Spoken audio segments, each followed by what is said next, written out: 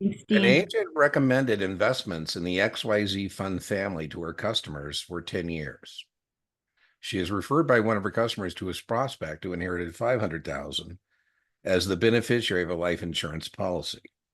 The prospect tells the agent he's never invested in the market before, is risk adverse, wants safety of principal to be the first priority, with liquidity second. The agent recommends the following. XYZ government bond. Okay, so here the prospect is saying he's risk averse, but safety of principal is the first priority with liquidity Yeah, second. yeah, Okay. that's right. So with the XYZ government bond fund B shares, that has safety of principal. The Mhm. large cap growth and income, also safety of principal. And then with the money market, you have liquidity. But my fear here is because liquidity is the first priority, but it's actually lower on what You're is. absolutely right. You're on the right Okay. track. That's exactly right. So I think it is,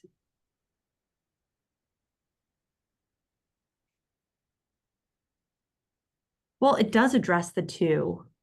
Well, remember the first priority is liquidity. You were on the right track to tell me, well, the first Yeah. priority is So liquidity. Then why is the money market fund not at the top of the heap? And then yeah, the safety of principal, right? yes, So I think unsuitable. D. yeah, it's unsuitable because it didn't address his issues.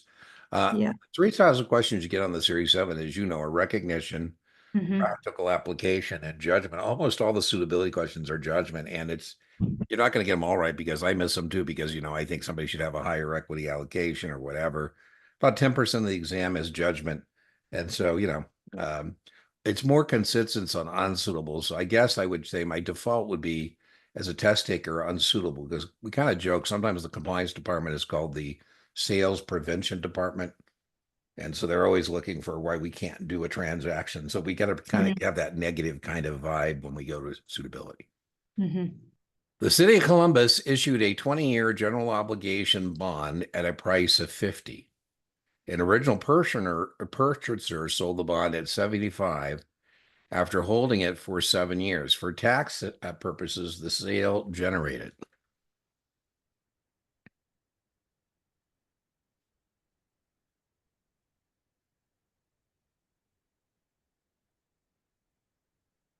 I think it's a $25 capital gain. Well, let's go through it, right? So you have a capital gain here. You paid 50% of par. That's 500. You Mhm. sold it for 75% of par. That's 750.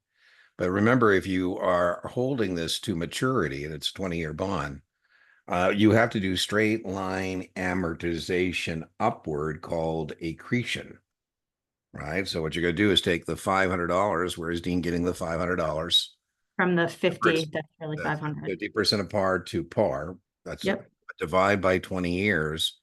And that means I should be adjusting my cost base up $25 a year, right? Every year. I'm now, because it's a muni, I don't know taxes on that adjusted amount, the accreted amount. So Hmm. now it tells me I've had it for 7 years. I'm going to times that by seven. And so that means my adjusted cost base is $675. How did I get the $600? Well, 500 originally, plus the accreted amount each year, which was the 500 divided by 20. So that was another 175. Let me just show it to you visually. Yeah. Thank you. Yeah. Do you mind So, if I take notes too as oh, we? absolutely. Take a dude. Yeah, I no, think I have some notes on this because it sounds yeah, vaguely it's about a familiar. 50% chance you're going to have to do this in terms of probability Okay. exam. So, I'm wishing for you. You certainly deserve it at this point. A dream draw, where No. your study shows up. That's what we're hoping for, right? Is that we're going to get this dream draw. So here you bought it at 500. And so we know that you're making, this is, by the way, called an original issue discount bond. And so we know that we're making $500 over the maturity. And so what their IRS is basically saying is you don't get to decide how to set this up on your tax return. you're going to have to do the straight line amortization upward called accretion. By the way, they might even ask you to do this downward. Downward would be called decretion, not Tesla, what we could write down if it was at a premium. So when I Mm-hmm. take 500, divide by the 20 years, that is $25 that I need to accrete each year. So per year, I'm going to adjust my cost base up by that amount.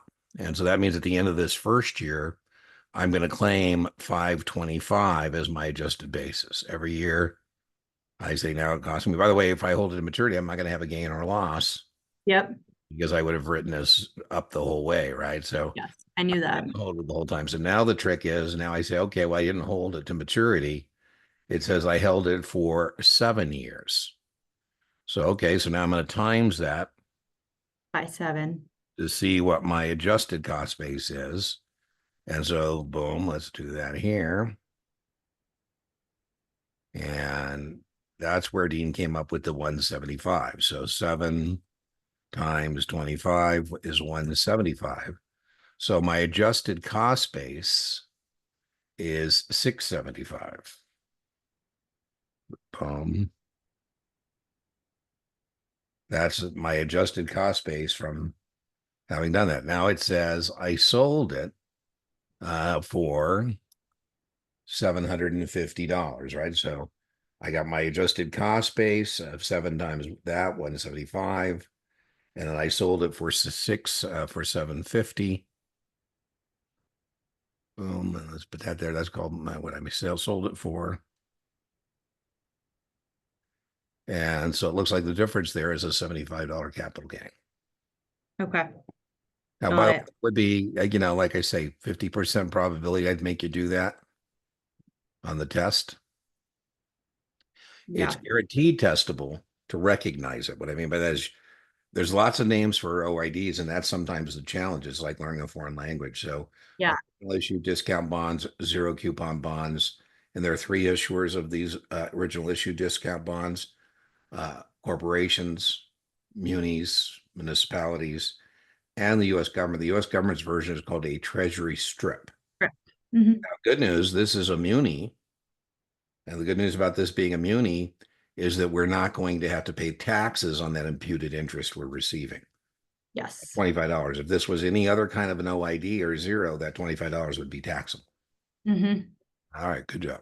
Okay, thanks, Dean. That made You sense. bet, you bet. Which of the following choices list treasury bills, treasury bonds, and treasury notes in descending order of maturity?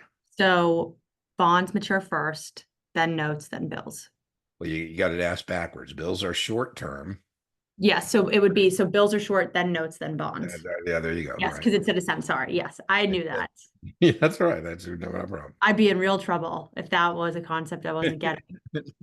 One term you would never see in conjunction with an underwriting of a municipal security is interesting. I kind of Hmm. like this because Yeah. the underwriting are a little different than corporate underwritings, and the components of the spread are pretty testable. So I kind of like it's not so much that it's the never see. I'm not as a tutor worried about never see, but I would want you to know the three things in the question that you will see, right?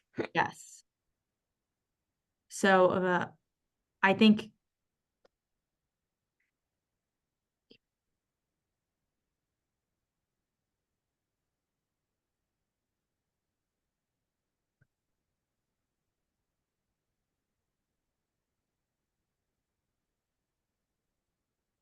it's syndicate No, we do form syndicates to sell municipal securities. We have okay, either what we call divided syndicates, Eastern syndicates. or undivided That's Western. right. Well, Western is divided, undivided is Eastern. We do have those. The answer here is standby underwriting. Standby underwritings are used in a rights offering to make Hmm. sure shares get distributed. So a standby underwriting is a corporate underwriting. It's a underwriting for a rights offering. So we do have takedown. We have what's called the total takedown, the additional takedown in munis. We have the selling concession, and we have syndicate, but we don't have standby. The standby is used in a rights offering. Okay. So that is the answer. This one is C. A new customer is getting you written comfort authorization to transfer the holdings in her account. This is very testable from another broker dealer to her new account at your broker dealer under the Uniform Practice Code using the ACAT system, the automated customer account transfer system. Yep. The carrying broker dealer would have how many days to validate and how many days to complete the transfer? 1 business day to validate, Right on. and then 2 business days. It's actually Three. three to Oh, get it done, right? So, and it's okay. not a big deal on, their to-do list. And so it's unlike, we might have to follow up and say, hey, but it's 1 day to validate, 3 days to transfer. Okay. And that's very much a test question. Okay. An equipment leasing direct participation program, AKA partnership, Mm-hmm. is capitalized with $10 million from the sale of 500 limited partnership units. After receiving a large order for leased equipment, the partnership must raise additional funding to make the acquisition. If the partnership obtains $20 million in recourse financing, the effect is now, I would tell you that all test prep vendors, including Kaplan, go way overboard on partnerships in terms of what you're actually going to encounter on your Series 7. You're going to get 2 or 3 of these things. And I don't think it's a major issue about the accounting on this, but the recourse difference is so the difference in recourse is you're now saying to the partnership, they can go borrow this money. And if the investment doesn't pay it, then you will pay it as a partner. So the trick on this one is we got to figure out, per partner, what are you on the hook for?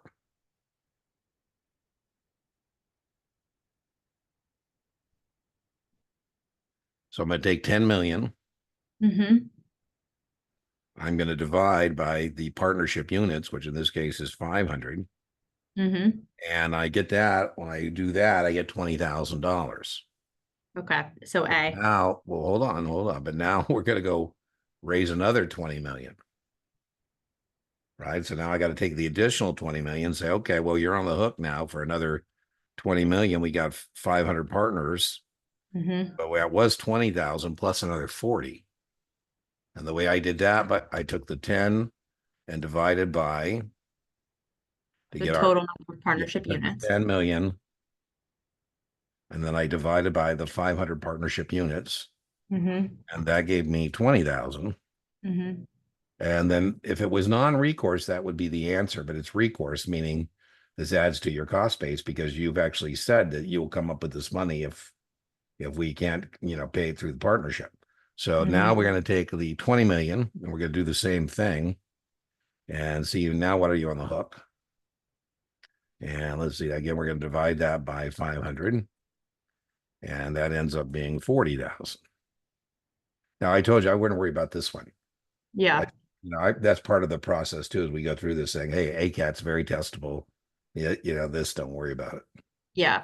And with partnerships, like I deal a lot with private Flow. equity, private credit in my Yeah, there work. you go. So Flow through. Yeah, there's a flow through, right? exactly. You guys are And the general partner. And remember, there's yep. a lack of liquidity. You can't get in or out of those without permission of the general partner. Right on. Right on. What do you guys have got in assets under management now? So our wealth unit has 8 billion, Wow. but Bad start. Yeah, cool. but the broader asset management firm has about 280 under Yeah, million. you probably don't know how much of your corporate history you're familiar with, but you have 2 legendary bankers that spent their careers at Lazard. One was Felix Roton and yeah. Michelle David Weil. Well, even before him, there was a guy named Andre Meyer. Oh, I didn't know him. He was the Felix Roten was his protege. Mm. Andre Meyer lived in the top floor of I forget which hotel it was. He was an old time banker kind of guy, just so yeah. I know. Yeah. But It's yeah, a great place to work. I've loved it. I've been yeah. there What a great! for a year I and a get half. excited for young men and women who sometimes show up for tutoring like yourself, and they're starting at firms. And I go, "Oh man, if I were a young man again, oh, that would be an opportunity." Yes. If Okay. ABC Corporation reports a loss for a year, it's obligated to pay interest on all the following except Principal loss for the year.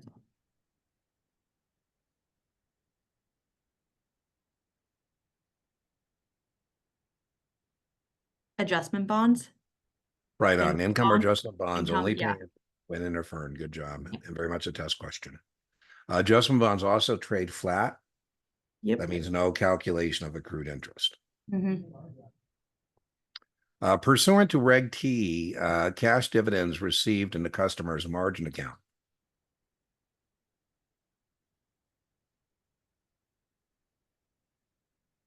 A can only be withdrawn if the account is not restricted. Yeah, if restricted, you remember you can only have to have the proceeds. I think this is kind of a stupid way to ask this question, but Yeah. the bigger takeaway is first point is you're not going to get a lot of margin questions.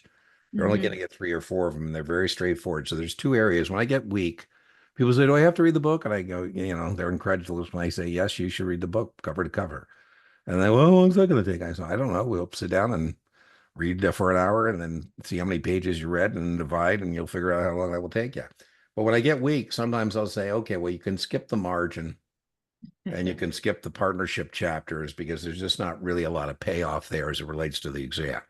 Yeah. So, there's pages and pages and pages, of that. Um, so pursuant to Reg T, cash dividends can be received. The other thing I would have as a takeaway here is that this idea is also that all money is coming in your account will pay down your debit. So if you owe the brokerage for money, we're going to pay down Yep. your. An investor has a fixed annuity contract with an insurance company. Which of the following risk is assumed by the investor? Purchasing power risk. Right on. Excellent. Because with the variable, you have the That's perfect. That's exactly performance of the sub account. right. And you have no investment risk and the variable annuity you do. Excellent. Stock prices in the over-the-counter market are determined by, this is very much a test question. Yeah.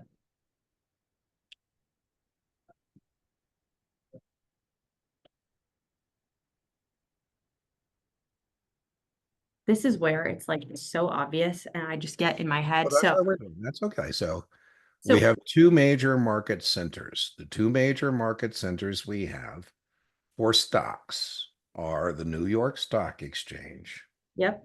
and NASDAQ. Mm-hmm. The New York Stock Exchange, are you in New York there in Lazard? Mm-hmm. Wall Street, you know. Yes.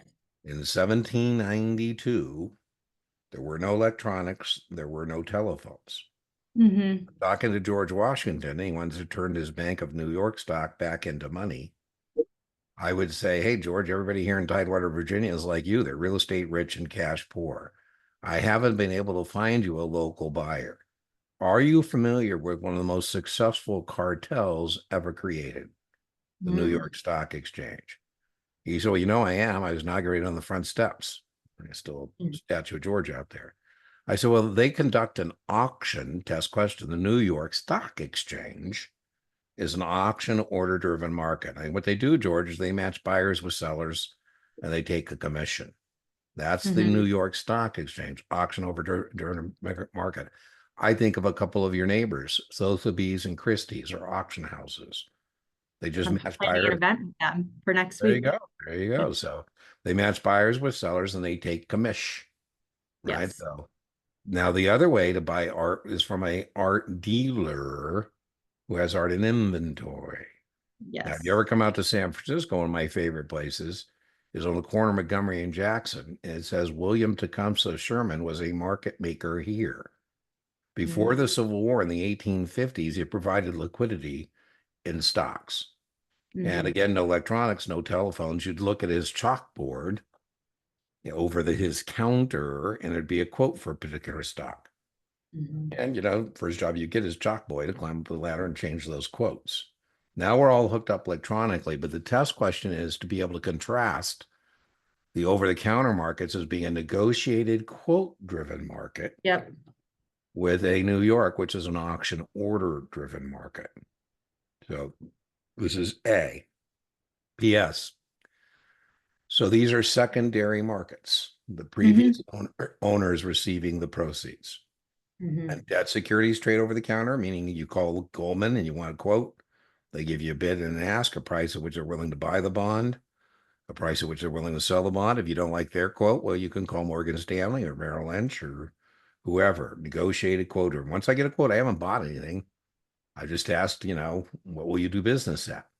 Now, Mm-hmm. there's also the third market, which is listed securities traded over the counter. Mm-hmm. So that would be another aim and shoot point and click question on the test. And the fourth is the Right. ECN. That's right on, right on. That's the easiest to remember There you go. for Okay, now me. I wouldn't do it right today, but sometime between now and test time, I know you're a busy person there, like everybody at Lazard, but at some point I would take a sheet of paper and fold it in half, and on one side write all the terms associated with GO bonds, and on the other side, all the terms associated with revenue bonds. Mm-hmm. As a big part of your exam is distinguishing between GOs and revenues. I think I got this. All of the Okay, following sources of revenue could be used to service general obligation debt, except. So I know that user uh sales tax could be, so that's out. that's right. That's Ad primary. valorem taxes. Yep. Yep. It's C, user charges. Actually, yeah, I love it. You said you got it. You got it. Good job. GO and revenue, I think I'm okay with. There you go. Good, good, good. Because you're going to get about the three biggest areas on the test are, the test is organized in four functions. Function one is, can you find a customer? Mm-hmm. Two is, can you open the account? Function three is, can you make an investment? And that function three is 91 questions. Yeah. And four is what takes place after the trade. Function three, in terms of investments, the most heavily weighted areas are munis. So I'm glad you're good at munis because that's 20 plus questions. Options, which we're looking at now, that's 20 plus questions, plus or minus, Mm-hmm. depending on your draw, and mutual funds. Mutual funds are 20. So those are the 90, 60 of them are Yes. munis, mutual funds, and options. The customer buys an August Long 70 put for straddle. 4 and an L&B August 70 call for 4.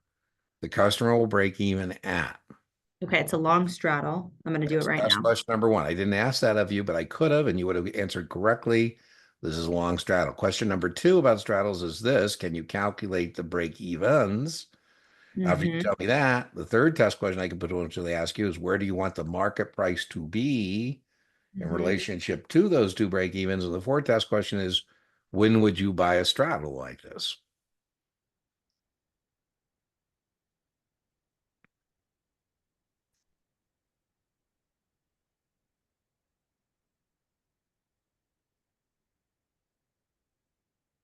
So your answer is 1 and 4, 62 and 78. 8 is 78 and 62. You are correct. So that's what choice 62, Roman numeral 1 and Roman numeral 1 and 4. 4. Wow, were Okay, you now able to you could do the math in your head now because you've done so many don't practice. I don't count on it. I've messed up with it. Sometimes I don't use my calculator. Oh man.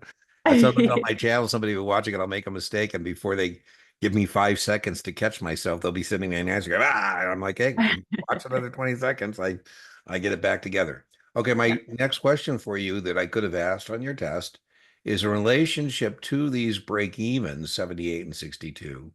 Where do you want the market price to be? Do you want the market price to be above 78 or below 62? Or do you want it in between 78 and 62? You want it above 78 and below There you 62. go. A good You break memory even. I exercise. think that there's that little chart That's thing. right. Silo, short inside, long outside. And then, okay, last test question is why would you buy the straddle? What is your expectation? You think there's going to be volatility. That's right, but direction's uncertain. Perfect. See, I've watched your options Yeah, well, count. there you go. There you go. Right. So I wish more people would, because sometimes I'm tutoring people and I say, you'd know that if you watch the videos. Which of the following accounts would a collateralized mortgage obligation zero tranche? Tranche is the French word for slice, Yes, it right? is going to be A. A professionally managed hedge fund specializing. Ding Uh, ding. yeah, I kind of like that. I didn't look at the, you were ahead of me. Custodian got, yeah, yeah. Oh, absolutely. Yeah, Process of elimination. Absolutely. exactly. One of your clients has a profit in STV common stock. The purchase price was 40 and the stock is now 60. The client is concerned that the stock might backtrack and some of the profit might be lost. One way to protect that profit would be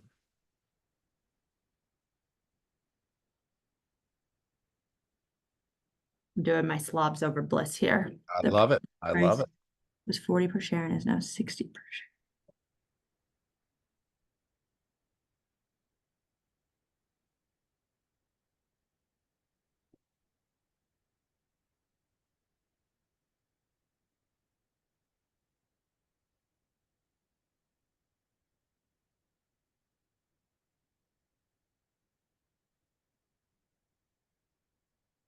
Would it be B, enter a sell stop at 55? Excellent. Excellent. Excellent. I love that.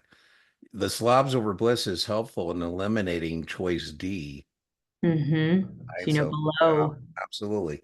So the three uses of a stop order are to stop a loss, Mm-hmm. or in this case, protect a profit. You nailed it.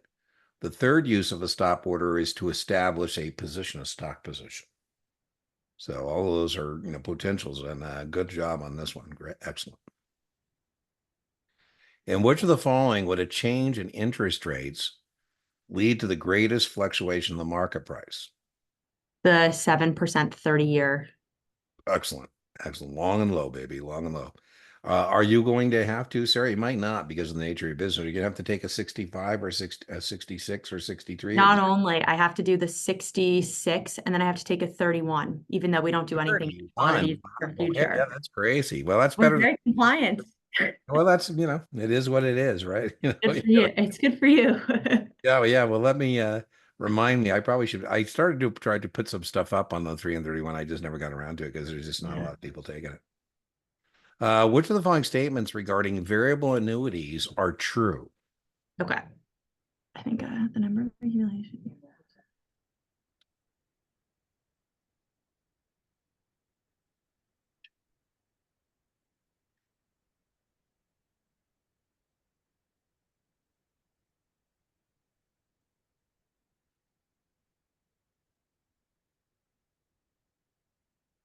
Is it 1 and 4?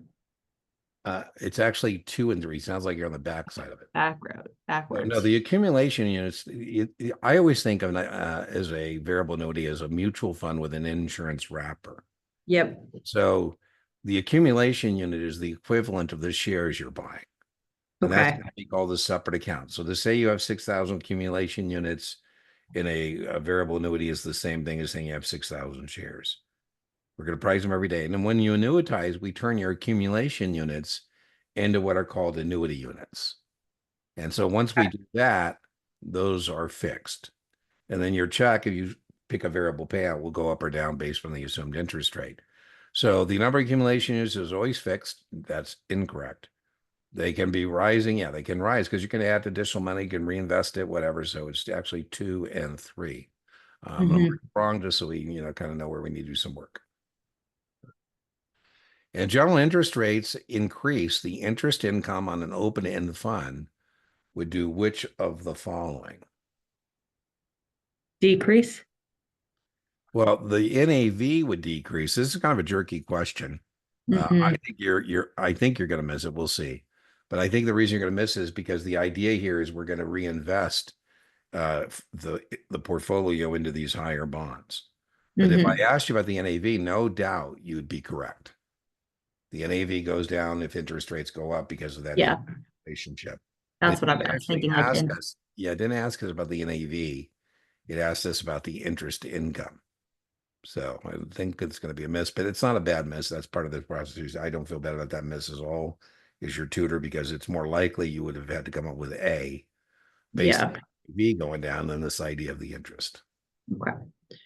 The return by the receiving party of a securities previously accepted for delivery or demand by the delivering party for a return of the securities that have been delivered is called. So this is the Uniform Practice Code, which standardizes practices within the securities industry. And this is called the Rules of Good Delivery. And so here it looks like somebody made bad delivery. Mm-hmm. The return by the receiving party of securities. Redelivery? Yeah, no, the technical name for this is called reclamation. I wouldn't worry about back office Okay. like this. Reclamation is after I've accepted delivery, I've discovered a problem with the securities.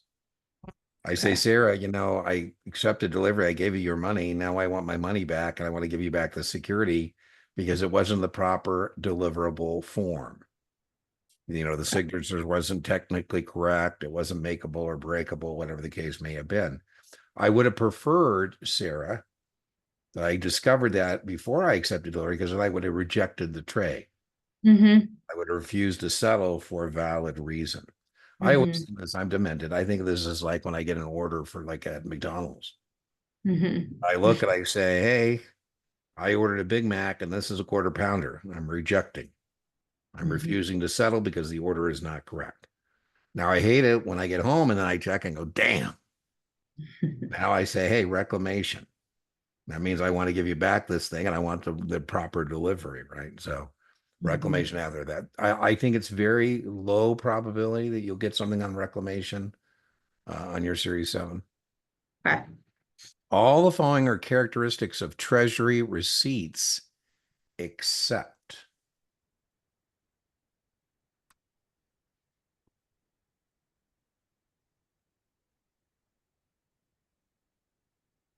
They're not zero coupon bonds.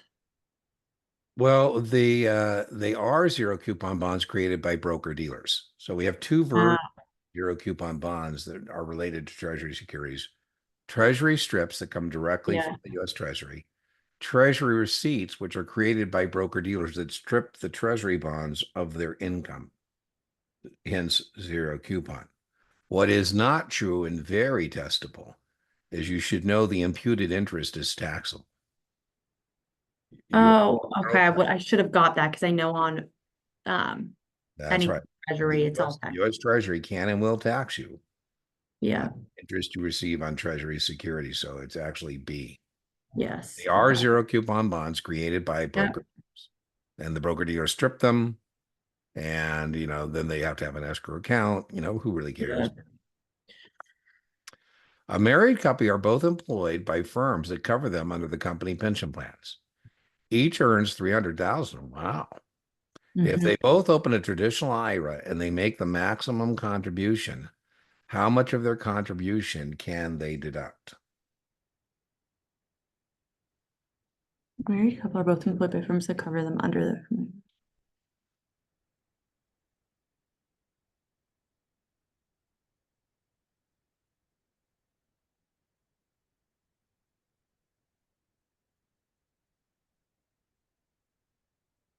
I think neither is eligible because they're over the Yeah, that's right. maximum. Either is able to make it in any amount deductible or not. Yeah. Yeah. Well, you can still fund it. You just may not be able to deduct it. So it's not that B is wrong. It's that D is just a better answer, Mm-hmm. right? So B says they can't fund it. D says they can, but they can't deduct it. So maybe, maybe they still want to try and fund it, but they don't get to do Yeah. it. So D is just better answer.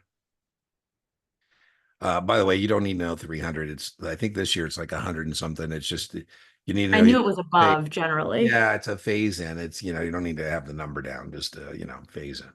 Yes. If ABC Corporation reports a loss for its year, it's obligated to pay all the following except. Income bond. Yeah, that was We the. already got this. It sounds like a repeat. Sounds like a repeat. Why are the possible future higher educational needs of a customer's very young children classified as a non-financial consideration? Wow. It would be B. They cannot be expressed as sum of money or cash flow. Right. That's exactly right. It doesn't go on a balance sheet or an income statement. Doesn't mean Yeah. it's not important. It just means that, it doesn't go on that. Perfect. Penalties from a code of procedure. I think remember this is the cop. So FINRA has a Department of Enforcement. And so they're asking under the code of procedure, the Department of Enforcement of FINRA can do all the following You except. can't go to prison. Yeah, they got no badge, they got no gun. Yeah. They were telling me I used to be active show the flag at FINRA events for my firm, and I thought it was kind of funny. They told me their number one thing people violation is not cooperating with them, and they say a lot of times that people won't cooperate with them because they know that they don't have a badge and a gun, and they're afraid they might say something to FINRA that could compromise some future criminal case or something like that. So, like, oh man. A municipal bond subject to a refunding call must be quoted at a yield to call in which of the following circumstance? It would be a bond at a premium callable at par. I Perfect. see yield to call and I think premium. That's right. That's very testable, and you nailed it. That's gonna be there. So, income from which of the following investments is passive income?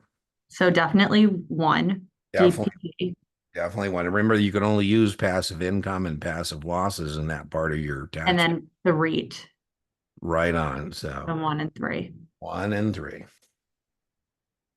Good. A. 1 and 3 A. Yep. REITs. Yeah, I'm just seeing if I like perhaps the REIT is more like a security and it's going to be in your portfolio. So I Oh, don't so just you like would the think the yeah, vacation. I'd go for the vacation cottage Okay. version because this is just like buying a stock. Yeah. And the But vacation, you think the real sauce in this question is the DPP, right? of Knowing course, like, or that okay. is exactly you were not going to have to deal with vacation cottage rentals or REITs or whatever. Which of the following is not a money market instrument? Which of Yes. the So, okay. Commercial paper. D, a treasury note is not a money market you instrument. nailed it. You nailed it. An associated person dealing with the public. You should know the record requirements for maintaining fingerprint cards, combination trades. You for the vast majority of brokerage firm records are 4 years. 3. There's only one Oh, I was 4. gonna say 3. There's only one that's 4. The only record that is 4, very testable, only one is customer complaints. Yes, I really knew that. Nope. Lifetime record. Wow, very impressive for your firm. A lifetime record would be the incorporation of Lazard. It used to be what, Lazard Frere? I don't know how to do that. It's yeah. Technically, it still is. Well, it's Lazard Group, but yes, they Okay. still Well, there they you go. So since the lifetime of all these famous people we're talking about, we got to have these records. And, you know, yeah, I think it's what goes back into the 19th century. That's pretty impressive. yeah, Anyways, that would be a lifetime record. Articles of yes, incorporation, minutes of the directors' meetings, those yeah. very few lifetime records. I think a good mnemonic device for lifetime records is SPAN. Hmm. And that stands for the stock certificates. And we don't mean customers, we mean the owners of the firm. If it's a partnership agreement, articles of incorporation, minutes, I think of the 6 year records as items of original entry, things that would be hard to fake, like the general ledger. Yep. And then 4 years customer complaints, everything That else is is the only thing that is for okay. only. I don't fully remember it now. Yep. Which of the following would most likely issue an equipment trust certificate?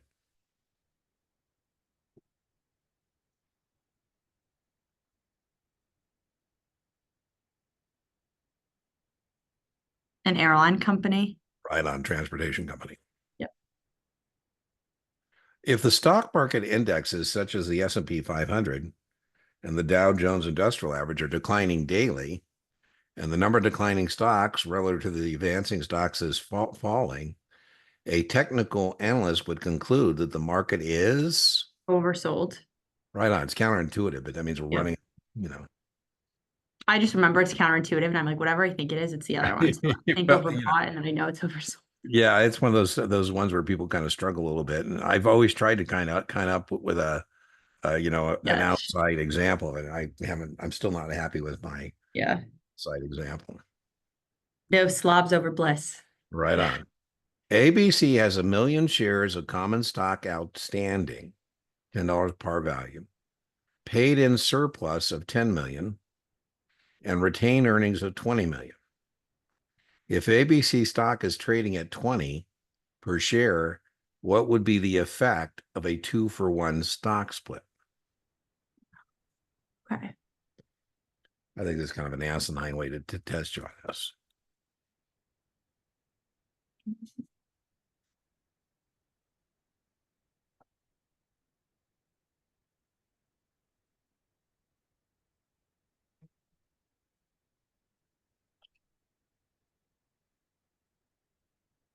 the par value would decrease. Pretty damn good. I'm very impressed with that. Yeah. That's more Because of a I accounting. was a process of elimination. Like I Oh, know good, good. In the real test, you just need to know more shares at low price. So exactly. So that's kudos. A specialist designated market maker must refuse. I kind of like this. Rishi from Industry. I don't know if you watch, but What's the it? show, No, the show I've heard good things, but to watch it. I Okay. usually, I usually don't watch shows like that because I get, aggravated just being the OG going, oh, come on. Yeah. But I saw a review of a guy I respect, and he said, if you get a guy like me, if you can get past it, it's kind of fun. I But think he said it's they have lots of drama from what I understand, and sex and drugs and yeah, yeah, yeah. lots of stuff. What network I is think it? it's on HBO. HBO. Okay, I got I lots. think the answer to this would be one and two, not held in good. Yeah, well, not held. You should definitely know because not held would be held by a floor broker, Yes. right? So you should definitely know one, and you're right about two. I've never heard a good for a month order. Yeah, there's no such thing. Yeah, The exactly. the designated market maker does hold the stop limit orders because he's one Yep. man. One other point here: the not held order is given to the floor broker. It's where I tell the floor broker something like, "Buy 10,000 shares of GE today." Market not held. So the second test question, besides knowing that this is the floor broker that has it, not the specialist, is that does a market not held order require discretionary authority to the floor broker?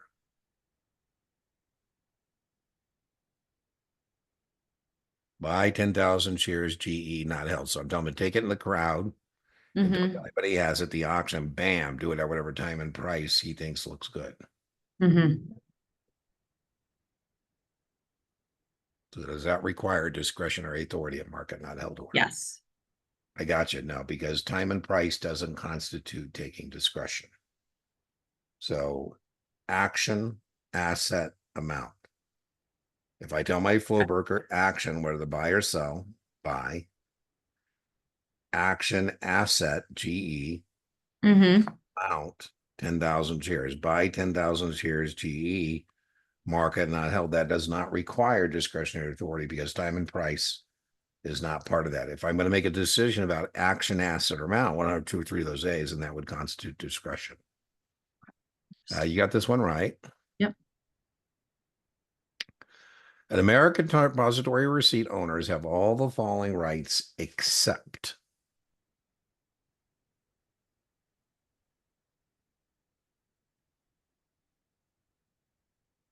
A, the right to sell in the forward market. right on. Broker dealers are required to maintain customer identification programs and check the names of new clients against OFAC. right on. Your business probably going to be doing some of that. Yeah, I've been on the Oh, OFAC. Like I've looked at the OFAC list. yeah, I had a young lady. I tell you, it's kind of fun. I was joking about, I've accidentally created a real job, but meeting a lot of young men and women like yourself that are starting in great little things. She's actually in the part of the broker dealer that handles Latin American money and Mm, through their firm, and it's billions of dollars. yeah. So all the following. By the way, and they would have to be careful to make sure they're got good AML procedures and whatever. Yes. All of my statements regarding negotiable jumbo CDs are true, except They are not fully insured. yeah, because remember they could be more than that, More right? than, yep. In order for an investor to be eligible to receive previously declared cash dividends, the stock must be purchased. Before the Right. X. That's right, because the X date's too late. Good job. EERP. I love it. You were right on it. When a stock's trend line is moving primarily in a horizontal direction, a technical analyst would consider The stock's price to be consolidating. right on. Bam. Yeah, you don't want to buy it if it's doing that. Yeah. A customer of yours expressed interest in purchasing a deferred variable annuity. After a careful analysis, you determine this is a suitable investment for the customer. Under FINRA rules, principal approval of the sale must be obtained.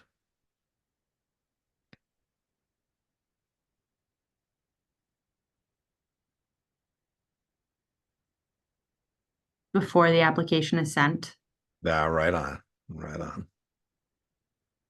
A customer attempts to place an order for municipal securities that the registered rep deems completely unsuitable for the registered for the client.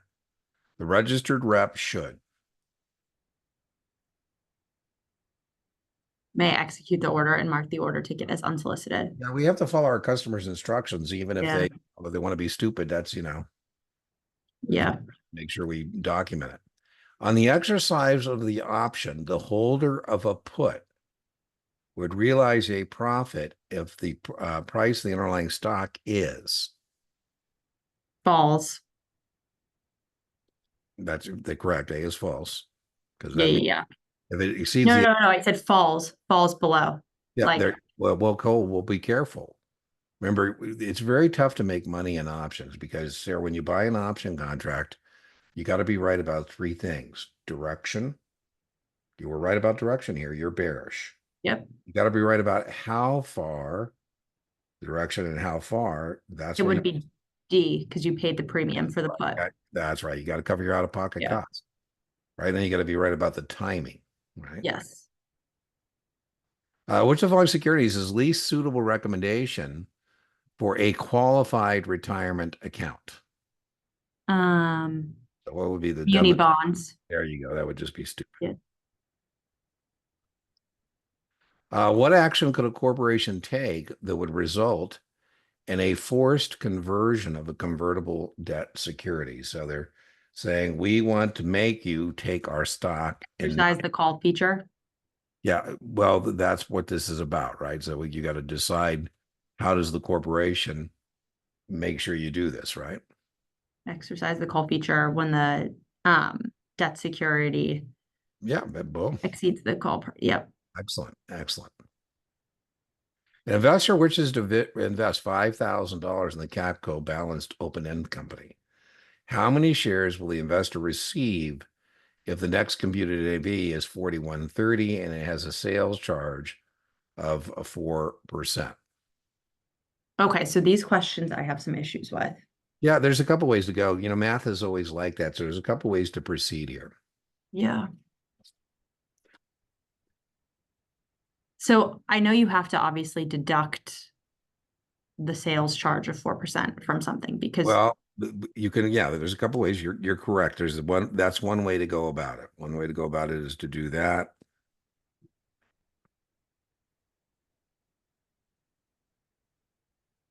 I just make a note of this question because I like sometimes to share questions with other folks. And I yeah. like this.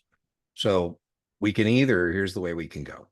We can either recalculate the public offering price or calculate public offering price given that we know the percentage sales charge. The way we do that is we take the NAV 41.30 and we divide by 1 minus the sales charge.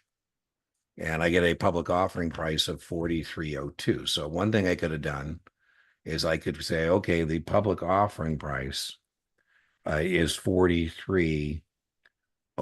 How did Dean get that? What I simply did was take the NAV that was given in the question of 41.30 Mm-hmm. and I divided that by 100% minus the sales charge. Now, the other way I could have done, if I didn't want to do that, I'm still not quite done, but I could have taken the 41.60, excuse me, 41.30, boom. And I could have done public offering price, and I did that. I did 41.30, and I divided that by 0.96. And that's how I got that 43.02. And I could now take the 5,000 and divide by 43.02. And I get 116 shares, Mm-hmm. 0.225, right? Now, the other way Mm-hmm. I could have done is I could have said, well, the NAV has been already calculated for me. And I could say, okay, well, after the load, I could have taken 4% off the top of the five. I could say that's my commission. So 5,000 times 4%. That means the commission here is $200. And so then I could have said, okay, I got 4,800 going into the fund at the NAV, and I could divide by 41.30, and I arrive at both the same answer. Mm-hmm. All right, so the answer to this one. Now, I like the way I showed it to you because I would be prepared to recalculate. Wait, I'm still sorry. I'm still just a little bit No, no worries. So we said confused on how we got equation. to that. So I Well, know to find public offering price, it's the let me show you. NAV. Yeah. So there's two ways to proceed. One way, let me show the easiest way. I say, Sarah, thank you so much for investing $5,000 in the mutual fund. Mm-hmm. As you know, I'm a commissioned salesperson and I get Mm-hmm. paid to get you involved in this mutual fund. The Mm-hmm. commission, the load is 4%. Mm-hmm. You're going to have $4,800 going into the fund. Mm-hmm. 200 is being taken out by the fund distributor because of the 4% front end load. So 2% of the five is $200. So that means now, Sarah, you have 4,800 going into the fund at the NAV. So Mm-hmm. 4,800 divided by 4,130 is choice C. Now, the Okay. other way I showed you, and this was where it's more probably more appropriate, is we could have, instead of taking that sales charge off the top, we could have recalculated the public offering price. Yep. One scenario that sometimes shows up on the test is when given the NAV and the percentage sales charge, calculate the pop. And so that's what I did because I think that's more appropriate for the test. So Yep. here, yeah, so we were given the NAV. We were told the NAV was 4130, Mm-hmm. and they told us the sales charge is 4%. And so the formula to be able to do that is to calculate the public offering price. This is what we're solving for. And the way we do that is we take the NAV, which in this case was given to us, Mm-hmm. we divide by 100 or 1 minus the sales charge. Yes. So And I here, did it and I didn't get don't 116. listen. So we got 100%. We should always do parentheses first. Mm-hmm. It's 4%. Boom. All right, let's put that here. And now we can call that 96%, 4.96, same thing. All right. And now when we do that, let's do it. I'll do it again. Well, here's my calculator. Let's get our calculators.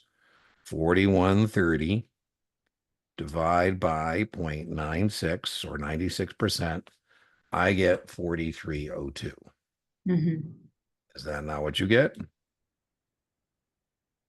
No, I got 4302, but I didn't get 116.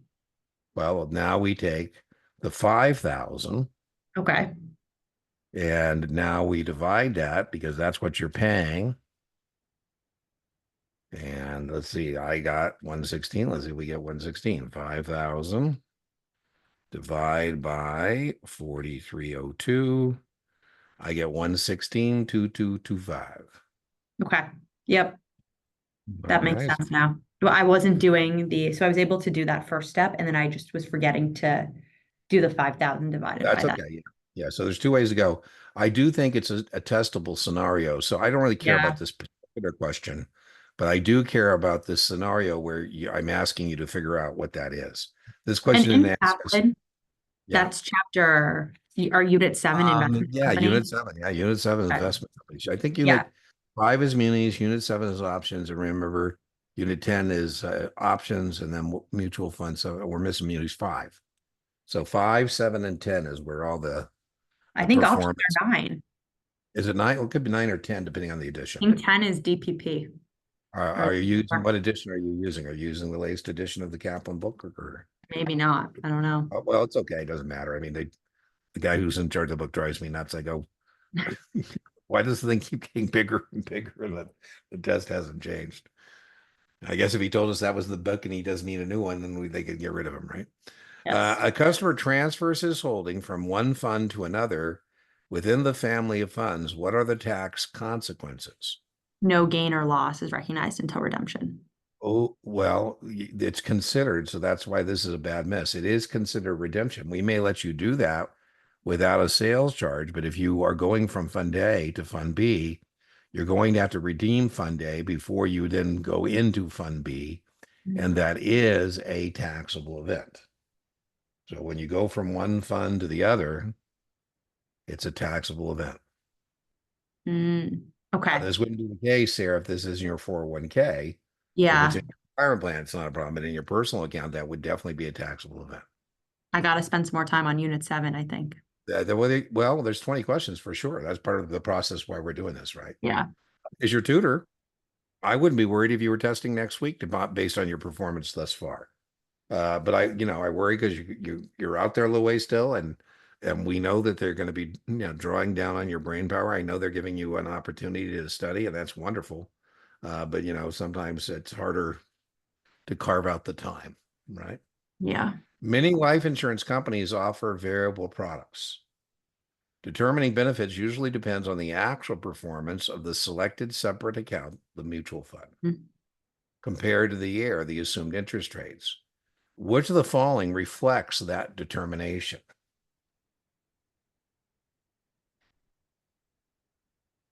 1 and 4, cash value and the value of an annuity. Yeah, so what happens, remember, is your check goes up or down based on the year, whatever the year is, Yep. in terms of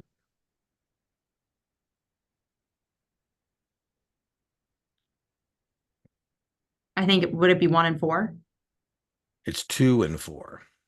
2 and 4. So it's The death actual benefit performance, versus the actual cash. performance compared to the year reflects the cash value. No, because once you actually annuitize, the performance doesn't matter. What it matters is the performance is compared to the heir. And so it's actually the death benefit that's actually going to change. Okay. Got the 4 right. The actual effects of the value of the annuity unit, and it causes the check go up or down. That's not a bad miss, so I wouldn't worry about that one. Yeah. According to the MSRB rules, if a municipal securities broker dealer receives an advisory fee from the issuer, it must notify in writing the customer purchasing the bond by that municipality of If an advisory relationship. exactly right. We just got to disclose the potential conflict of Mhm. interest. All the following must register as a mutual fund investment company on the Investment Mhm. Company Act of 1940, except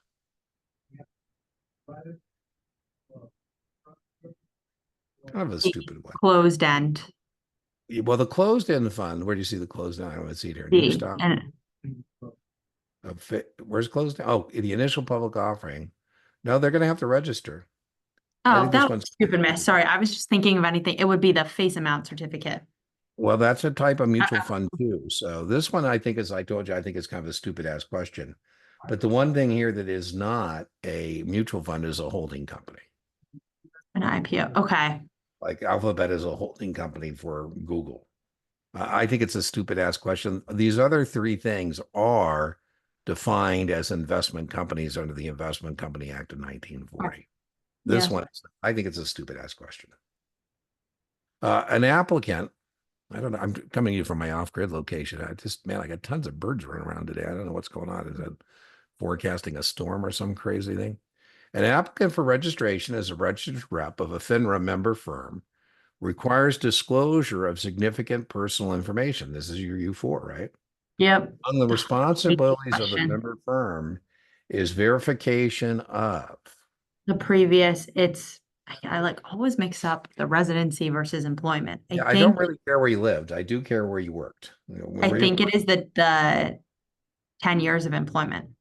well, the key point, you're correct, except it didn't ask you how long, it asked verification, right? So we're going to verification of the previous 3.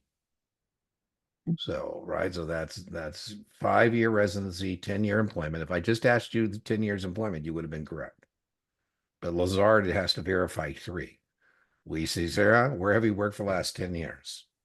Okay, so that's where I get tripped up by Lazard the calls Lazard, somebody at Lazard calls the previous 3 years worth and says, hey, we got this lady who Sarah Levine, she's coming to work for us. She said she worked there, at McDonald's. shade. I'm joking. Yeah.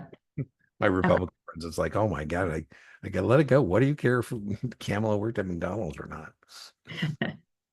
If an investor opens a new margin account and sells short 100 shares at 32.50, what is the investor's required deposit? I think I'm this is, doing this now. Hold on. I yeah, think, yeah, that's testable. I think it'll be simpler than this one, but it yeah, is, this is like the 1500 or 2000 reg T that's to get exactly this right. That's style. exactly right. So I think I'm just doing my math here. Yeah. So this is 3,250. So it's going to be D 2000.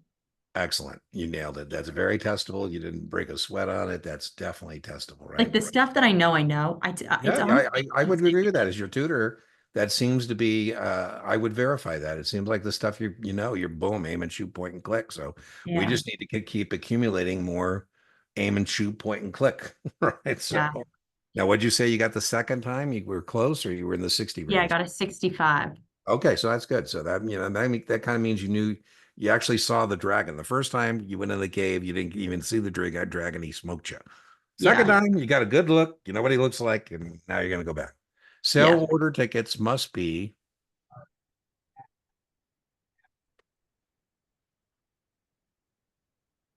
Marked only if they are short sales.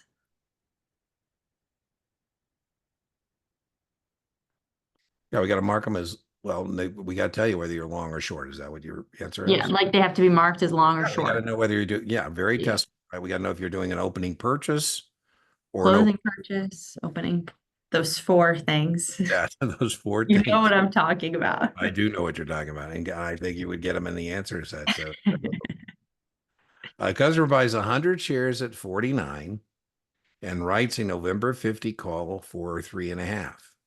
The break-even point is. Right, this is where like I started to get tired mentally, which Oh, that's hey, we another can take a thing is break. You're welcome to take a break. no, You're no, no. I gotta, You okay. know, Customer I buys. usually tell people about 90 minutes in.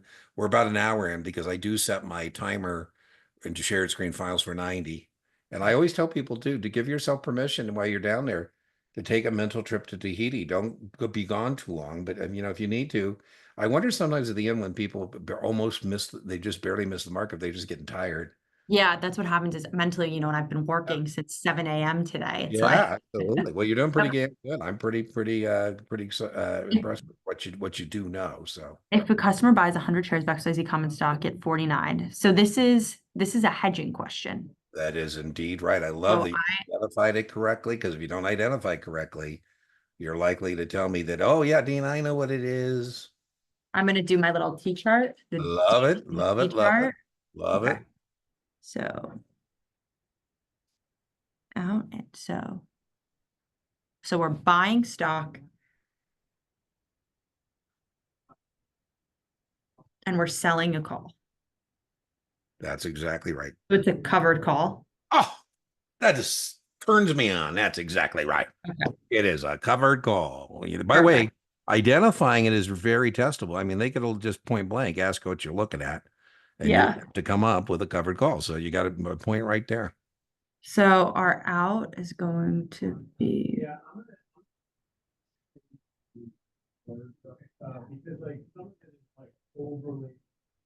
so on the inside of our column, it's the premium, 350 That's, premium. that's right. You're And correct. on the out, it would be 50.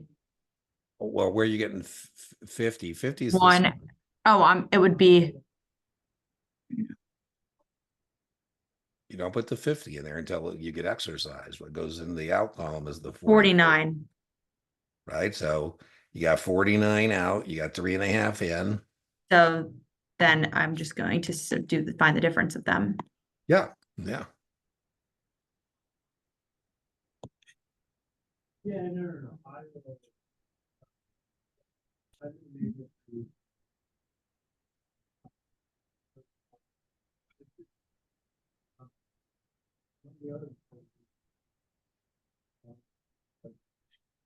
Wait, so So you need a number that if you plugged it into your dollar in column would make the columns balance. You got 49 out, you got 3.5 in. So what is the number that would make the columns balance? Break even is same dollars out as dollars in. oh wait, hold on. 49 minus. By the way, they're kind of being a jerk here because break even is expressed per share. 45.5. There you go. Yep. I know these. I know the cover. I Yeah, no, just, you were, I was impressed right out of the gate. You said it's a covered call. Right out of the gate, you got your T, and then it seemed like you got a little wobbly, which I was surprised because you had your T. So I yeah, was yeah, yeah. It was 45. just my call, my, So it, that's all right. That's all right. And I then didn't write out the full question either. So they're very testable too. Why do we do this? To generate additional additional income. income. Very testable. I just have your voice running through my head. Well, it's amazing. I've got, I appreciate people spending time with me, but man, the channel it's crossed over 1 million hours of watch time. I'm like, oh my God. No, I'm serious. I Like wouldn't even I, think there were that many Series 7 people or test takers out there. yeah. I always wondered, then we have 5 million views, so I'm not quite sure if it's like, one person watching the channel 5 million times or, You have like a manager who helps with everything or like, uh, you have a 68-year-old client who opened a Roth IRA. Now, the main test question about a Roth is there's no RMD. yeah. With your firm 1 year ago, the account was funded with $6,500 and the account now has $7,500. The client has opened another Roth, opened 8 years ago at another firm. The client would like to withdraw 7,000 from this account rather than one of the other firm. The tax consequences. This is a stupid ass question. As long as your money's been in there 5 years and it's already money you pay Yep. taxes on, I you're think not it going to was have any kind of a tax no cost. tax. Yeah, so Yeah. I actually think this is kind of stupid, but yeah, I mean that's true. Yeah. Just trying to drain you of your Yeah, energy. exactly. It would be expected that your firm would employ heightened suitability standards. Structured products. There you go. You're man, the stuff you're correct. The stuff this you know. A treasury bond is quoted at 103.24. The dollar amount represented by this quote is. I hate these too. Because so Yeah, the treasury bill is 130. I'm with you. I do that first. So that's 1,030. So we Yep. know, well, that gives us 203. Then we take 24, we divide by 32, and then we times it by a bond point, and I get 750. So I take the 24, I divide by 32 because I should know the government's trading 30 seconds. So that's Yep. 124, 30 seconds. I times that by the bond point, which is a percent of par, 1% of par. And so Yep. 750. And so that means boom. Remember, Yes. corporates and munis trade in eights, and treasuries are goofy. They trade in 30 seconds. When trading at sub 47.50, your customer writes an XYZ January 50 put and simultaneously writes a January 45 call, receiving $600 in combined premiums. Your customer's market attitude is. Yep. I'm just writing it out because Yeah, I'm go for getting it. tired and I need to just visualize it. Go for it. Yeah, absolutely. The key is, and I like it on your covered call too, it sounds like you've got your process. And that's what's great about having a process. If you get really good at tracking money in contract specifications, you will get 100% on options.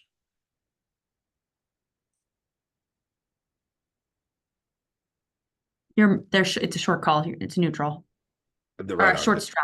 Yeah. Yeah. It's a short straddle with different strike prices. Yeah. You're Neutral. correct. Neutral. And we short straddles with different strike prices. We call them a combination. Mm-hmm. So this is a straddle, but a straddle with different strike prices is called a combination. You wouldn't do anything different. Your point, it's neutral. The break even would be 50 minus 6, 45 plus 6. Yeah. Investors placing zero coupon bonds in their portfolio are most likely to be looking to provide. Okay. So they're looking to,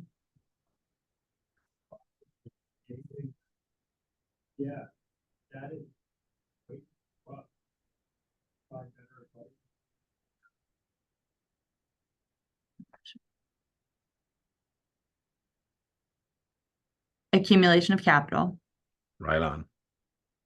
and If you said two, I'd flunk you immediately on the no, invest. not current income. I know that it's not. and protection against reinvestment risk. Boom. Excellent. Pushing through Municipal the bonds would normally be considered suitable for. an individual investor. Yeah, I don't really like that question, but yeah, given that answer said I that's would normally look for like a high tax bracket. that's exactly right. You want to, know more about that individual investor. All the following are used to back collateralized mortgage obligations, except. Ginny Mae, I'm sorry, Fannie Mae or Sally Mae? Sally Mae, Yeah, those are student loans, student. right? Which of the following is least similar to the others? Financial guarantee insurance corp. Yeah, that's kind of a stupid question, but An yeah. easy one. Brown, Wilson, and Osmond is a law firm organized as a general partnership. Brown meets with a registered rep with the intention of opening a brokerage account. When it comes to suitability, it would be based on.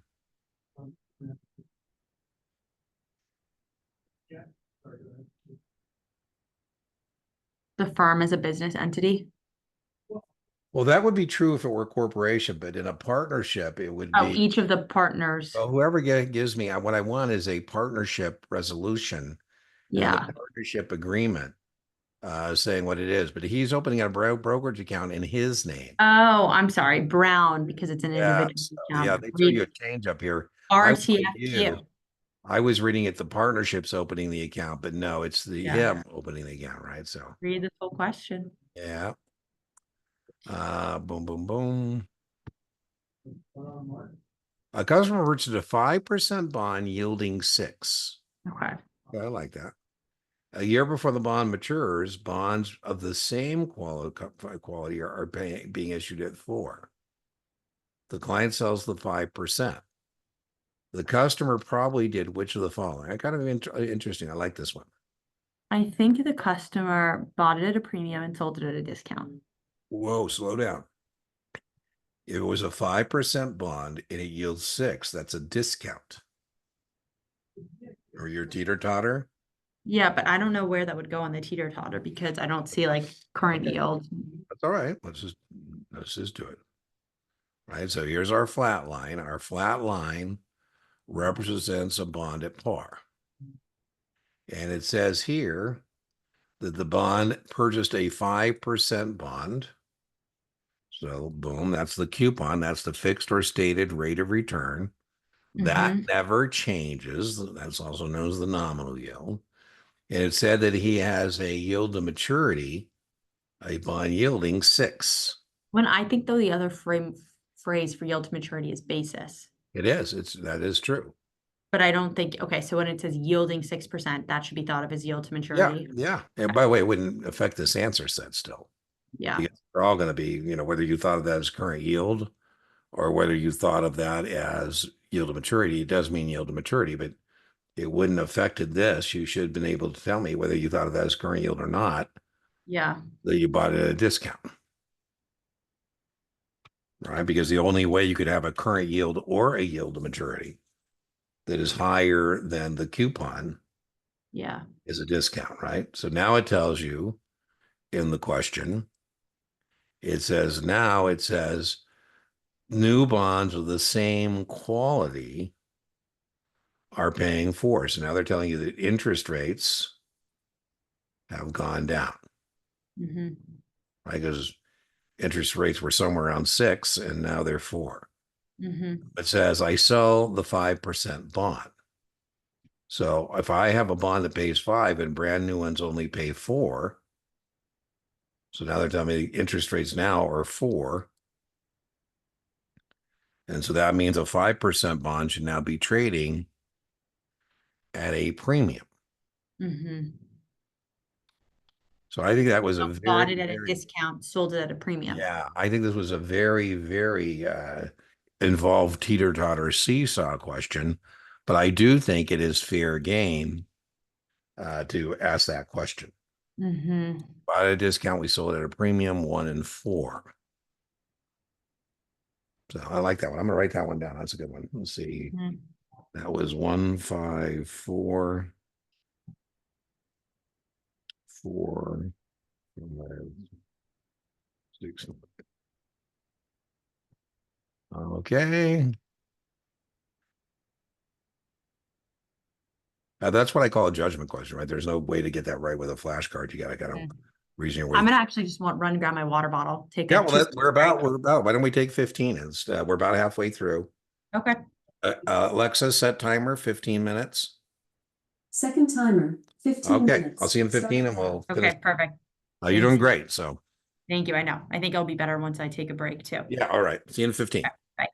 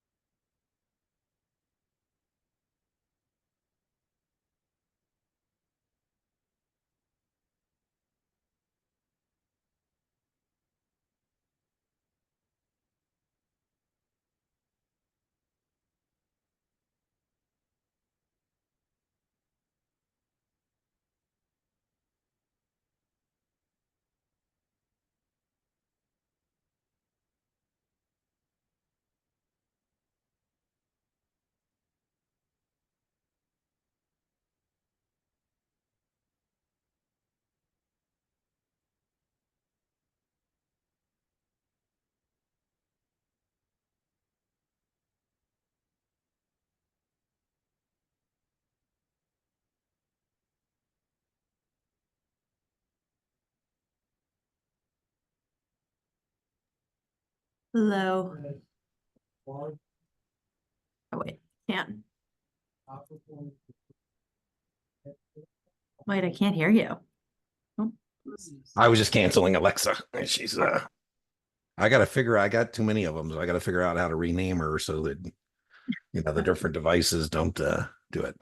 An investor purchased an interest in a limited partnership, paying $10,000 in cash and signing a recourse note. So again, what that means is you've told the partnership, I'll be the GP. I said, Sarah, you're telling me I can go to the bank and borrow $40,000 in your name. And yep. if the investment doesn't pay it back, you're going to pay back the bank. Yep. Yep. Non-recourse would say, you can go get the 40 grand in my name, but as something goes south, I ain't good for it. That's non-recourse. Yep. Right. So So, the loss is 50,000, yep. but your tax basis, I think, is the 10. Well, if that was a mortgage, it would be true. But no, both my cost base and my loss, or that's my loss. The bank's going to come after me for the 50 grand. I'm going to make a note of that. So when it's recourse. Yeah, when it's recourse, that means cost base is 50, right? Because you're at risk for $50,000, right? I told you we can't pay back the 40, you're going to pay it back. Now, this is more of a test prep vendor issue, Sarah, than I think it is a test issue. Yeah. Okay.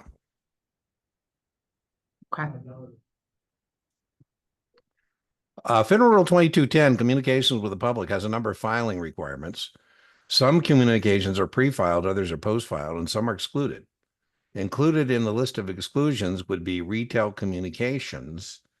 You should definitely know that in general, retail communications are for more than 25 in a 30-day period, and they require pre-distribution by a principal. Yep. It looks like this one is not quite about that, but oh well. No.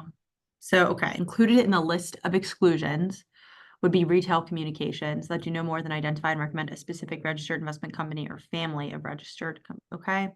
Do no more than identify.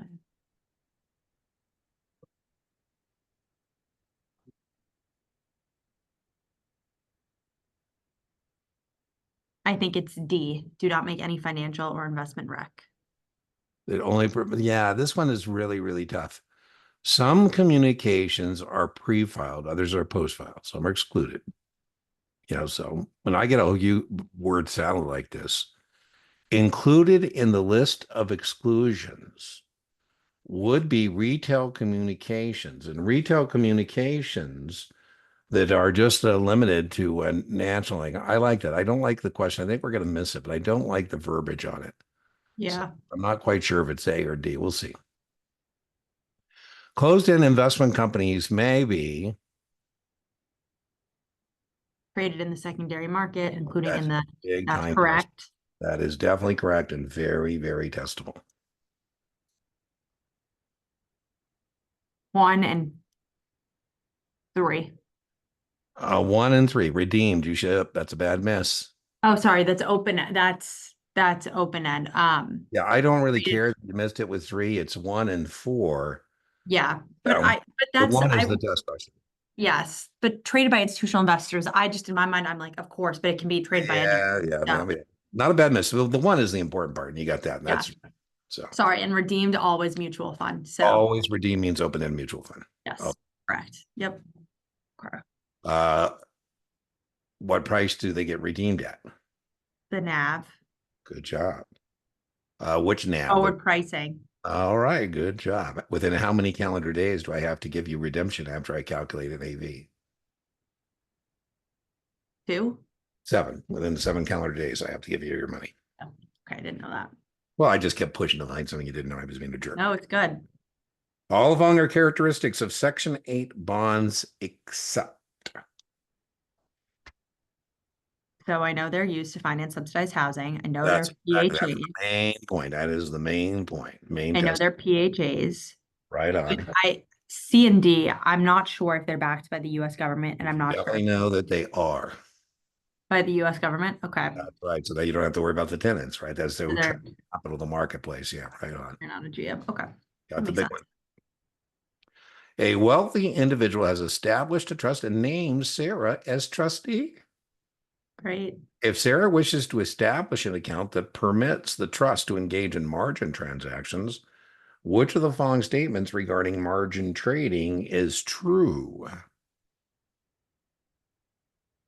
Now, by the way, I wasn't being facetious there. When I take tests, I like to put myself in there. So every time they say registered rep, I'm gonna say, it's me, They say broker dealer, I'm gonna say Lazard. I'm gonna try I and think get my own cast of characters going, right? I think it is permitted if it is provided for in the underlying documentation. There you go. You nailed it. For purpose of reporting sales to the IRS, the method available to investors by the IRS that offers the most flexibility anticipation of the investor's year-end tax needs is Purpose of reporting. First in, first out. well, that's what they're going to impose on you if you don't do it. But here it says that offers the most flexibility. So Would it's that be actually what you would like to do that the IRS allows. But if you can't do that, then you're correct to say they're going to impose on you. that would be none of these. No, it's share identification. What you'd like to do is Yeah, go I through your know, yeah. portfolio and pick the shares you have the highest cost base on to sell, because that would generate the lower tax. So if you've been buying shares over several time periods, and so I say, geez, Sarah, you bought some ExxonMobil 20 years ago, you bought some 10 years ago, you bought some 5 years ago, which ExxonMobil shares do we want to sell? I said, well, Sarah, we want to sell the ones you have the highest cost basis on, because that would generate the lowest tax. Now, my progressive friends, have said they would like to impose FIFO. Right now, you get a choice. You can do this, you can do this, you can do this. But the IRS says if you didn't keep good records, you're going to do this. And when I've seen this proposed to be changed to a mandated FIFO, it was amazing how many tens of billions of dollars that would bring into the U.S. Treasury to say, Sarah, no longer can you do that. You're going to do it this way. Okay. And so not a bad miss, by the way. The answer here, this is not more likely the answer on the test, because they wouldn't say the most flexibility. It's more likely to say the IRS will impose on an investor which of the following. And, they're going to impose FIFO on you if you haven't been able to do share identification, or average cost means you don't have the Yeah. record. Okay. An investor purchases zero coupon bonds issued by the U.S. Treasury to mature in 18 years at 100 grand. Which of the following might describe the primary reason for selecting that investment vehicle? So it's definitely not current income. Yeah, definitely, that's out. I told you that's another one where I think if you miss it, you should fail immediately. Yeah. Your seat could shoot you into the ceiling, and they come and say, "Hey, Sarah, what'd you do?" Right? I think the answer here is 3 and 4. Let's look. 45 years old, wants to have the assurance of funds. I like that. You have an assurance of 100 grand. What was your other one? The 30-year-old has a newborn Yeah, I child. think that sounds good. Yeah. Boom. Under FINRA rules, if a member wants to have terms of clearly erroneous trades adjusted, it must notify NASDAQ. Sometimes we refer to these as fat finger trades, where, Yes. you meant to, buy 1 million, you buy 10 million. Is it within 30 minutes of the execution? Yeah, that's exactly right. It's within 30 minutes, and then, they're going to decide whether they're going to let you bust the trade or not. Yeah. To determine the winning bid on a net interest cost, an issuer would do all the following. I haven't anybody tell me they've seen this type of a question in a long, long time. It used to be pretty standard fare. I have it in my note. I have it in my notes. Do you do? All right. Which I'm going to actually refer to because Yeah, fair game. I think that's perfectly okay, particularly as we're, coming down the stretch. I mean, and then what you want to do is just kind of wean yourself away from it at some time. Wait. By the way, it's just more important. I'll let you answer and I'll comment on it. Yeah. Be testable. And you have this in your notes. I'm sure you're going to get the follow-up questions I'm going to ask you, correct? Oh, no, you know what? I have net interest income. And That's who wins. That's who wins. And so that's why this question is actually being kind of jerky, because it's asking you, how do you get that? And the way you get that is the price that we're going to get for the bonds. And then we're going to, if we get a premium, take it off the total interest cost, right? So it's lowest net interest cost. So So would you're it on be the right track. adding? Yeah, it'd be 2 and 3. Yeah. Now that we've solved that, here's what I'm hoping you have in your notes. Okay. If it is a competitive underwriting, we're going to want to publish a notice of sale. Attention, attention, investment bankers, we're looking for some help. So there would be no notice of sale unless it's a competitive underwriting. My question for you, Sarah, is where would the issuer publish their notice of sale? I'm gonna get it.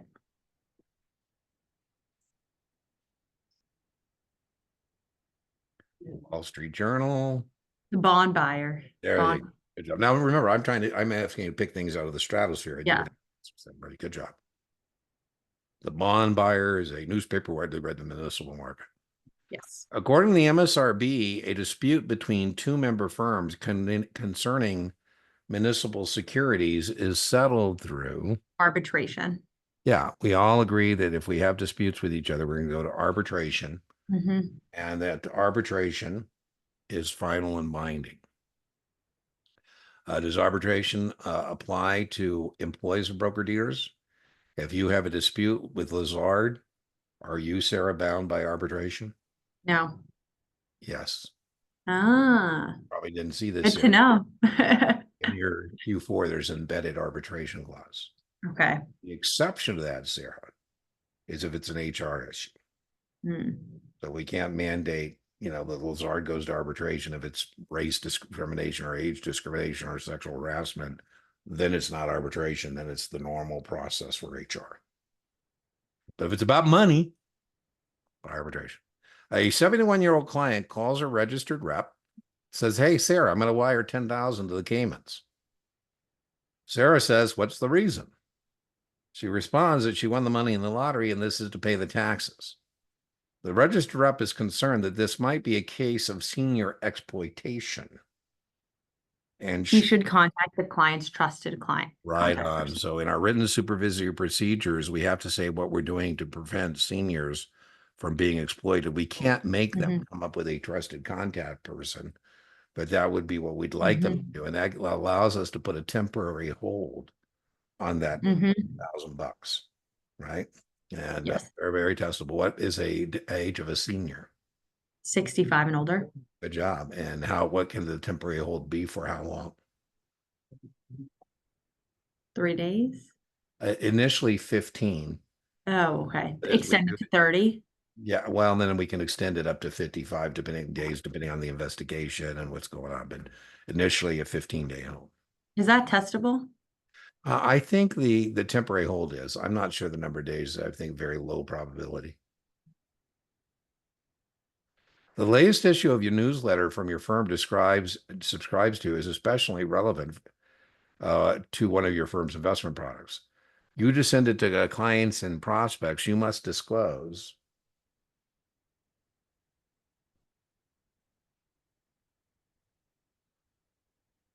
D, the newsletter is written and produced by a third party. Yeah, right on. That makes sense. An investor believes that ICBS, a NASDAQ security, is overpriced at 40. She can sell ICBS short in the over-the-counter market under which of the following circumstances? This one's gonna Only if she has an outstanding long position. I'm not quite sure what this question is getting at. I just want to read it again. I can sell short the security. It's overpriced at 40.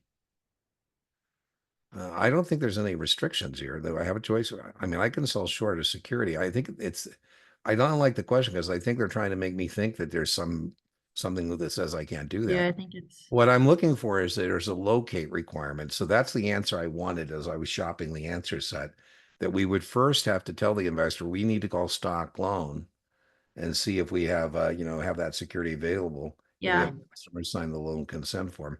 So I don't really like the answer set. I don't like under no circumstances because we can sell short. Only at a price higher than current bid. There's no uptick rule for short sales anymore. I think it's D. Yeah, I'd say I'm going to go for A. What do you want to go? A. Yeah, you want to go for D? It says you can sell short. It's overpriced. She wants to profit from it going down. Okay, let's do A. Actually, no, let's stick with what I have. Let's Okay. just, is that Okay. okay? Yeah, that's fine. Right.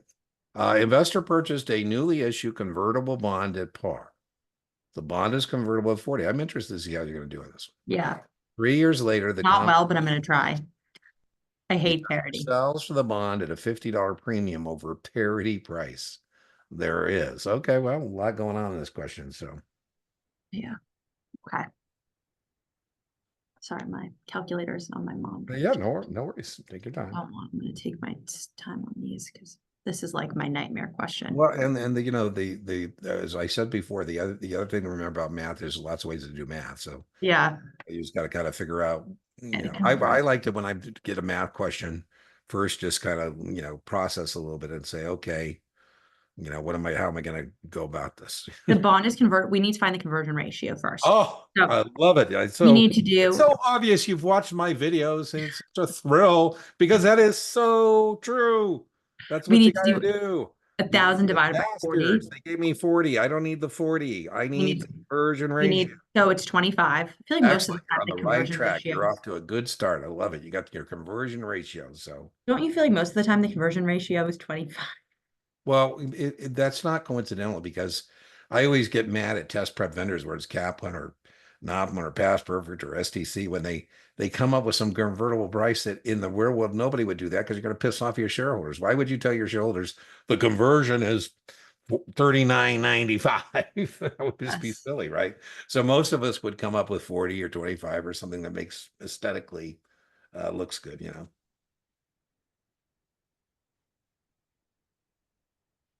I like this one, by the way. I think this is as nasty as a convertible question you're going to get. 3 years later, the under, so we have this I'm 25, gonna we have write the this one. conversion ratio. This is 155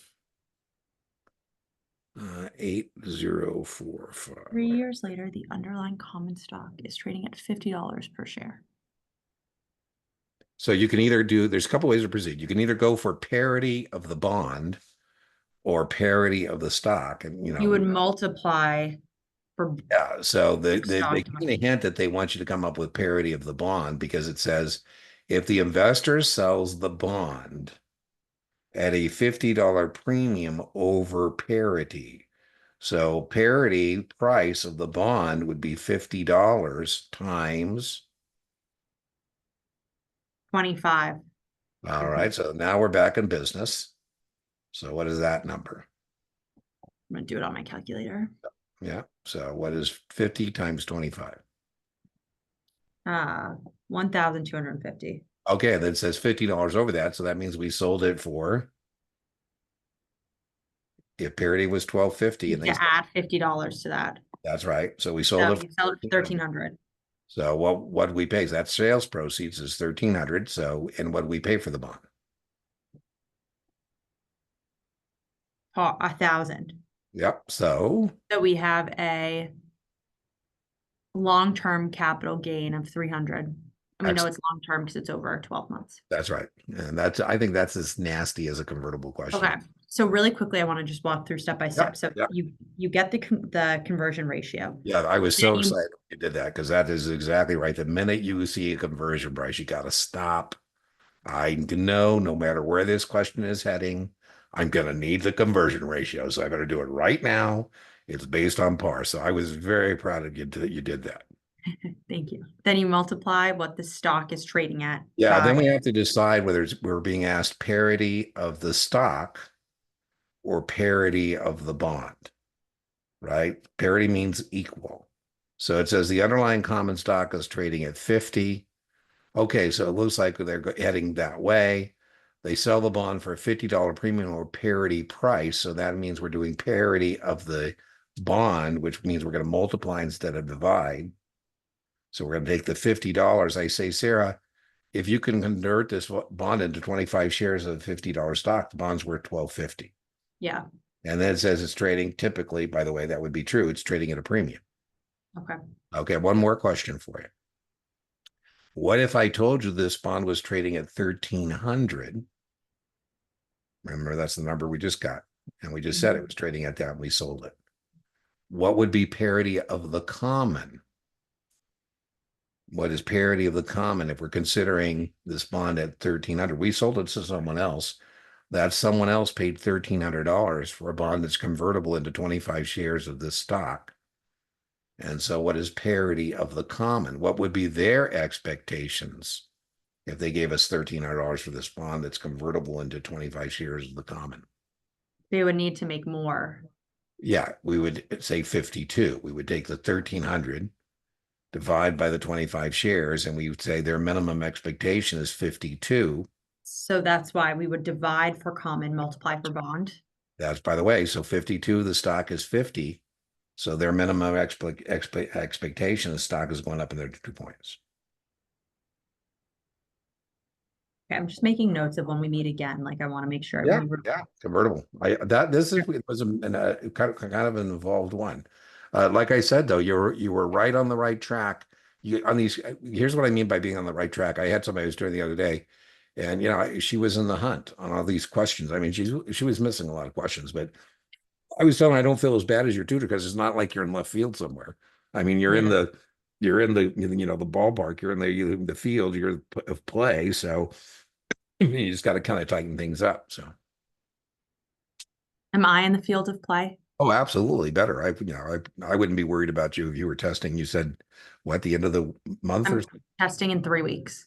yeah, I wouldn't be worried if you're testing next week. So, I'm more worried about you being further out with all the variables that we can't control between now and the next 3 weeks, right? So, I don't want to send any negative vibes your way, but No. hopefully keep it positive, right?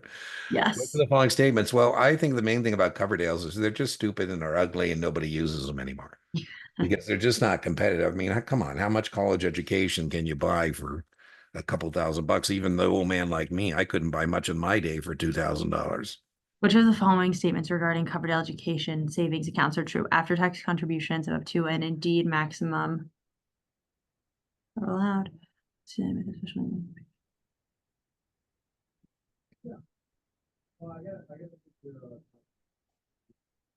After tax. So I know Coverdale's have that 2,000 max. Yeah, that's the main thing. I think this one's kind of a stupid question. But now I'm getting confused from this answer set because I know that. It's just stupid. It's a stupid question because the test question is going to be about how are 529s better? Yes, And they don't have that maximum. that's right. There's no means tested to it. And so I just think this is a stupid question. I don't know of any financial institutions here that even still offers Coverdales. I mean, why? Yeah. A customer without giving written authorization, this is very testable, may permit a registered rep to exercise his discretion as to. So we had a version of this earlier. What does or does constitute taking discretion? Customer without giving written authority.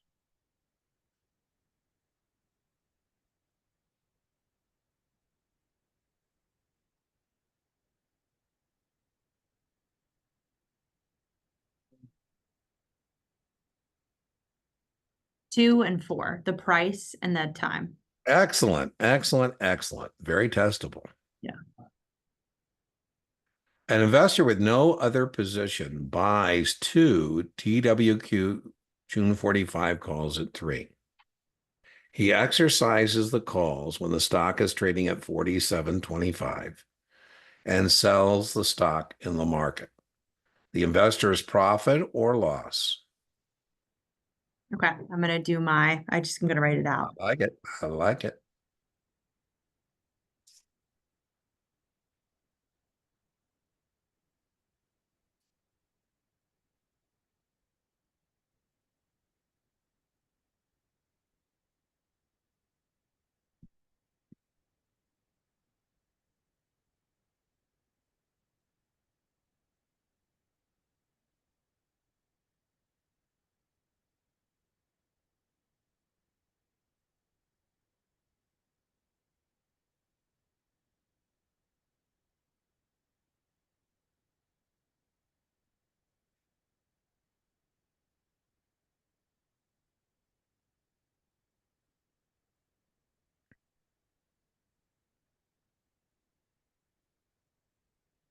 So we know he's buying. So we know in the out column, we have 3. Yeah, that's right. You're buying that. Now the And decision is to do it per share. And then at the end, which is what I recommend. multiply it by 2. That's right. So you're correct. That's 3 in the outbox. And then in the inbox, it Well, would be, hold on. You exercise your call. So you exercise your call. That means you bought the stock at 45. so I have, Box. So now you have 3 in the outbox and 45 in the outbox. yes. That's what it means when you exercise your call, contract And specification.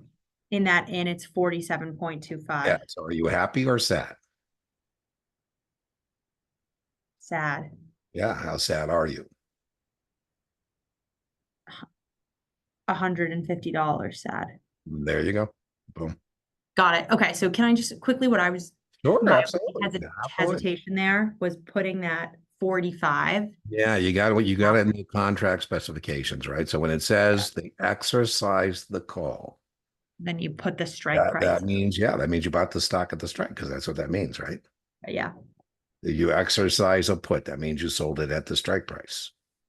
So it's like learning a foreign language. They say when you dream the foreign language, that's when you know it, right? You speak French? No, I speak Mandarin. Oh man, oh my God, Sarah, I'm so jealous. Man, did you just decide to learn to speak Mandarin on your own? No, I had to take it in school. Oh, My that's school crazy. forced it, so I took it from 4th grade through Oh my my freshman year God. of college. I took Jeez, it. man, So that's I've lost a lot of it. Like I couldn't, I'll send you back to Shanghai. One of and my favorite students over the last God, probably 2 years now. Can you imagine this? She had to do the same thing as you, take all these tests, but her primary language is Mandarin. And I wasn't laughing at her because she would call me and she'd be so frustrated.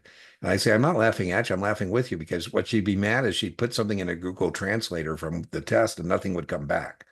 There wouldn't be oh, an equivalent Mandarin word. And she goes, why do you find that funny? I said, because I don't think these things are in English to begin with. So. did she pass? Oh yeah, she passed. She passed, but I thought, man, in your business, right? If you can speak Mandarin, I had FINRA. I did a lot of international business when I was a practitioner, and FINRA is so stupid. They go, "Well, Dean, you're doing these international transactions, and you don't speak any of these languages." I go, "Well, I'm pretty blessed. Everybody, meaning I'm in, they're speaking in English, so I guess I guess I got lucky. No, I don't speak Portuguese or Mandarin. Yeah. Anyways, all right, good job, good job. Did you get your tea there? So where you were missing. Yep. I Now was the just other way missing you could have done this, I like 45 the in tea that. better. I personally, as your tutor, like the tea better in contract specifications. But the easier way to proceed that some people like do is just memorize break evens and say my break even is 48 and I'm a bull. How do I get the break even? 45 plus 3. Doc's at 47 and a quarter. That's 3/4 in the wrong, I haven't covered my out-of-pocket cost yet. And then 3/4 in the wrong direction. And then you just times that by 2 because there's 200. Oh, that's much easier for this. The T Well, the color tea will never let you for down. hedging. Yeah, that's right. Well, when hedging or when it gets complicated, you got a lot of things going on. Yeah. The tea will never fail you, but yeah, you could just memorize break evens. Yeah. I always warn people, you go down the memory road and the stuff you got to memorize can then use to compound. It's like strike price plus Yeah. minus. There That's you go. disastrous for me because I'm not good at memorization. Okay. A registered representative and remember broker dealers gathering information on a prospective customer. When the representative uses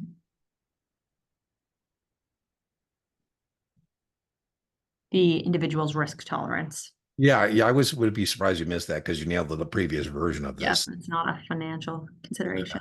Very testable. All the following statements regarding a municipality's collection ratio are true, except.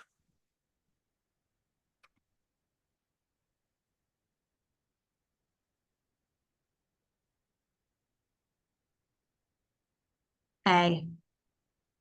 A, the collection ratio is calculated as follow. Tax collected. Nope, Oh, that is what it is.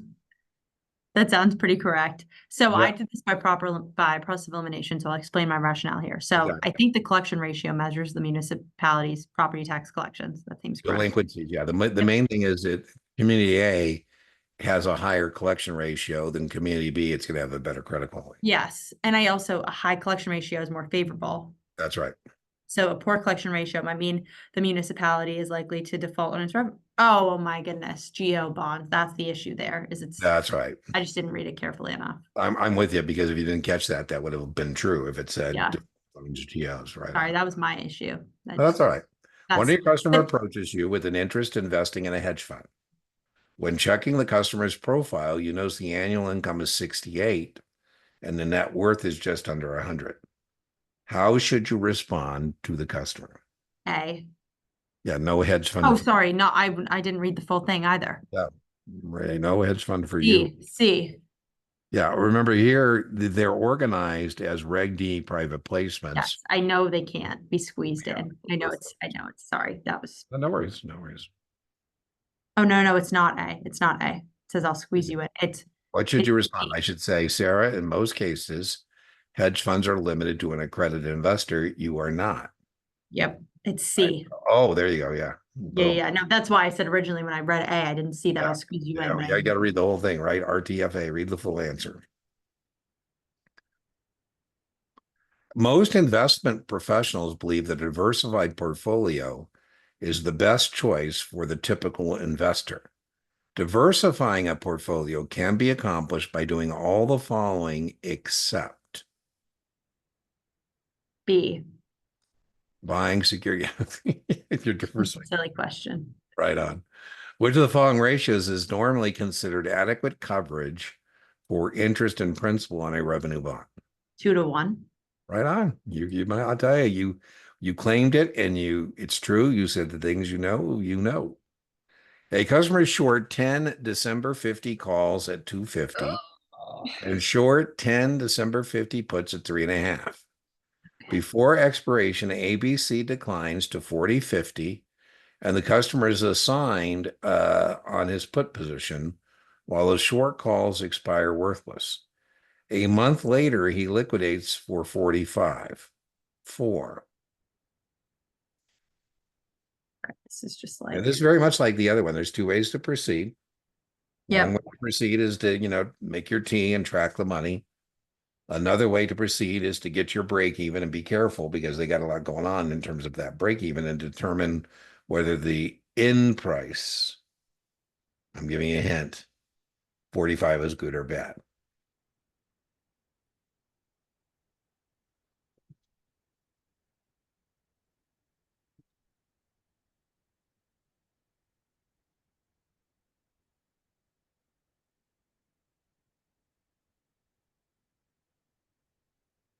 So I'm going to get this. Hold on.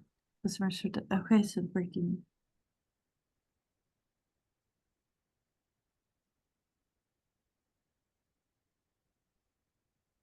So you want to do T or you want to do break evens? I think it's a gain. You're correct. It is a gain.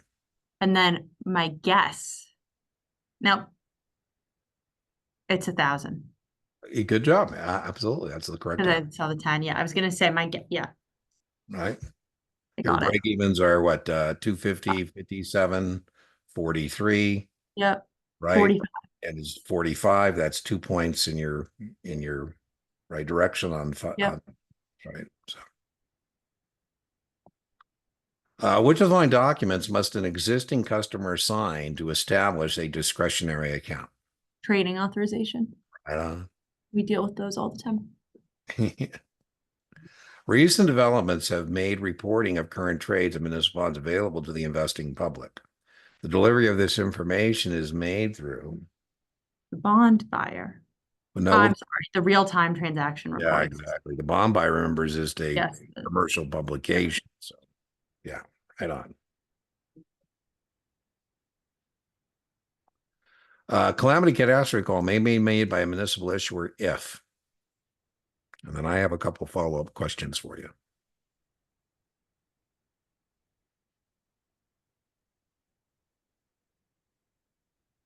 D. I'm sorry? Like a catastrophe call is if there's a Is a dog, is disaster. that what you said? Yeah, you're Yeah, correct. D.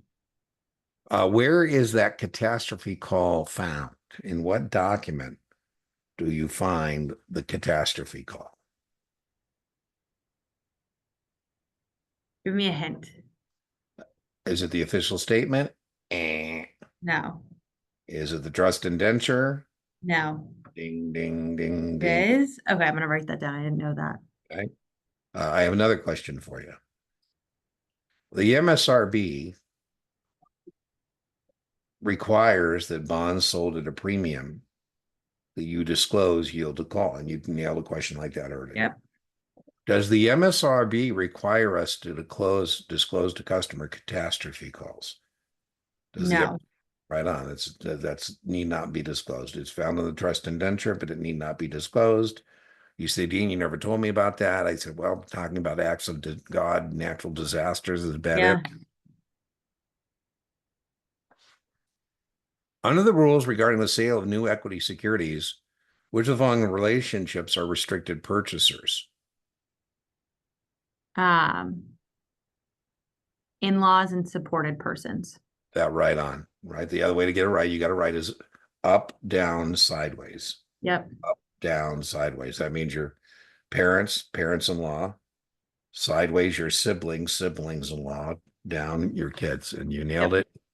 It's going to be the in-laws and the supported 2 person. and 3. See. A 30-year corporate bond is quoted at QRS ZRs. That means it's zero coupon bond. Yep. It matures in 2039. This quote tells the investor the bond is. But the bond pays no interest until maturity. Yeah, that's pretty straightforward. I thought it was going to be more complicated than that. On April 15th, 2019, your client purchased a variable life insurance policy with a death benefit of $450. The November 22nd, 2022 statement shows cash value of $28. If the client wanted to borrow as much as possible, the insurance company would have to loan at least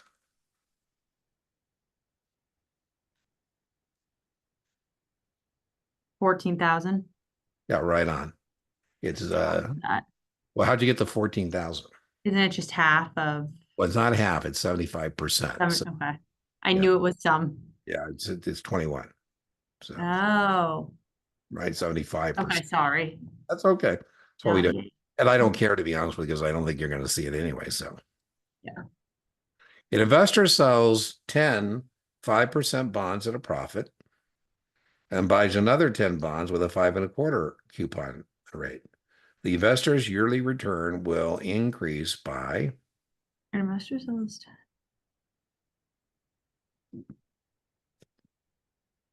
150 per bond. I'm not sure how you got 150. How'd you get 150? That's not correct. So, what I would have done, there's a couple ways to do math. I think what I would have done is taken 1,000 times 5%. Mm-hmm. And then I would and have then taken 1,000 times 5.25%. Yep. Sorry, I just didn't. Or I could have done the quarter. I could have just taken the quarter difference. Mm-hmm. Right? A quarter of a bond point is 0.25. Yeah, that's 250. The difference, by the way, you want to sound like a player.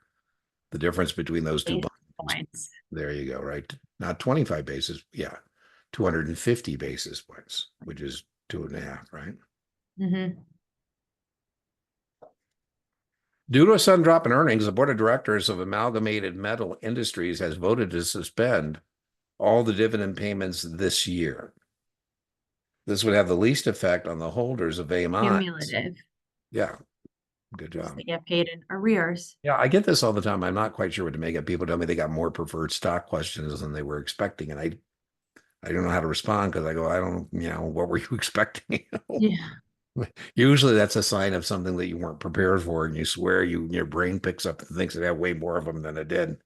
Yeah. Guarantees on insurance products.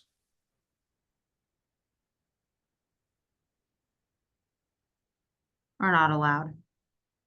Well, I don't know if I would go Oh, for. I'm sorry. Must be specified to the insurance contract. Yeah, I think that's a better answer. Yeah, I agree. So we're not allowed to use the word guarantee or prove. Those are nasty words in the securities industry, but we can use the word guarantee as it relates to insurance or banking products. Yeah. A bond would be considered speculative below which of the following Standard & Poor's rating? BBB. Right on. Good job. Very testable. In the case of a real estate direct participation program, non-recourse financing will. So we did all these examples of recourse. And now, Increase the limited partner's original cost basis. no, to do that, it has to be recourse. That was the whole point of that discussion. Right. Have So no effect, I it has guess. no effect if you're not at risk, it doesn't count. Yeah, okay, let me just make it, I'm having issue with that. Yeah, well, and then I told you not to worry about it because I think all test prep vendors go way overkill on that concept. The Securities Act of 33, the Prospectus or Paper Act, does not regulate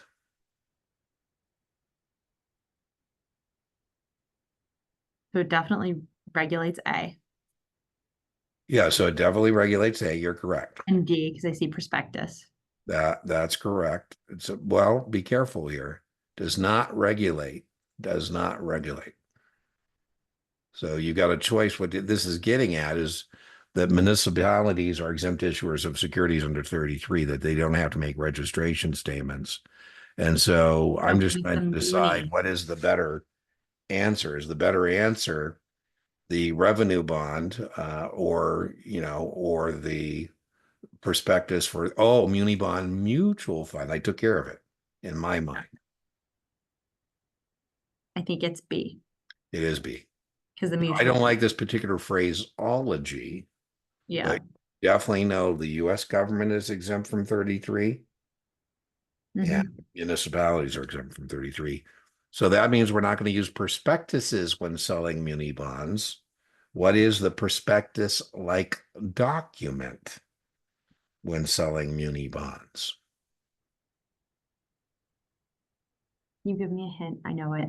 If I saw it, I would recognize it. Well, that's true. I'm asking you to play a game that there's no answer sets. The official statement, the Statement, yeah. OS. One of your clients is interested in setting up an ABLE account for his son who is recently diagnosed with a disability at age 35. Too late, too late. That's exactly right. We're pretty harsh. 26. Yeah, that's right. So now we gotta. Now I joke. Now you got to find that in the answers. I was tutoring a young lady, and I said, one thing I sometimes say as a practice thing. I'll show it to you in just a minute. I'll say, you know what? Let's for fun. Let's cover up the answer set and project what we think is the right answer. Kind of like what we just did. Both of us said, "Hey, we think this person's a little too late here because Yeah, onset." It was like covered up the answer set. And I said, "Okay, what do you think the answer is?" She gave me the most vulgar answer. I mean, it was just such a street answer. And I said, "Well, that answer is correct, but we know that that's not how NASA or FINRA is going to say that. So now we just have to translate that into what we think is the correct answer." that is currently receiving benefits.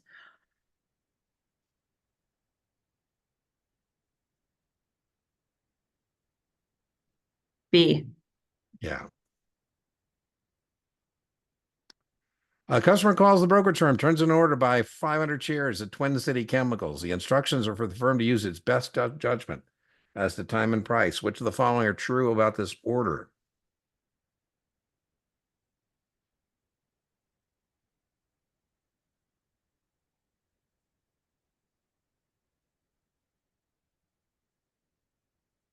D, I'm sorry?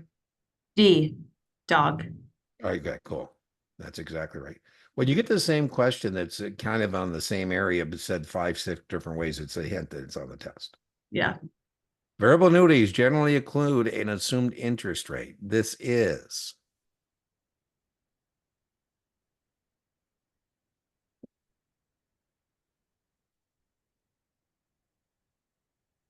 B, B. D, Is D is in dog? yes. I don't know why I have a problem with your D's. I need to get my ears checked. I can't tell when you're saying D is in dog. You are correct, by the way. If we get more than the ear, check goes up. Yep, Less than the ear, check goes down. Married couple, both hoping to retire within next 5 to 7 years, have expressed having a low risk tolerance regarding the stock market. They have a combined $350,000. Given this information, which of the following portfolio mixes would be most suitable?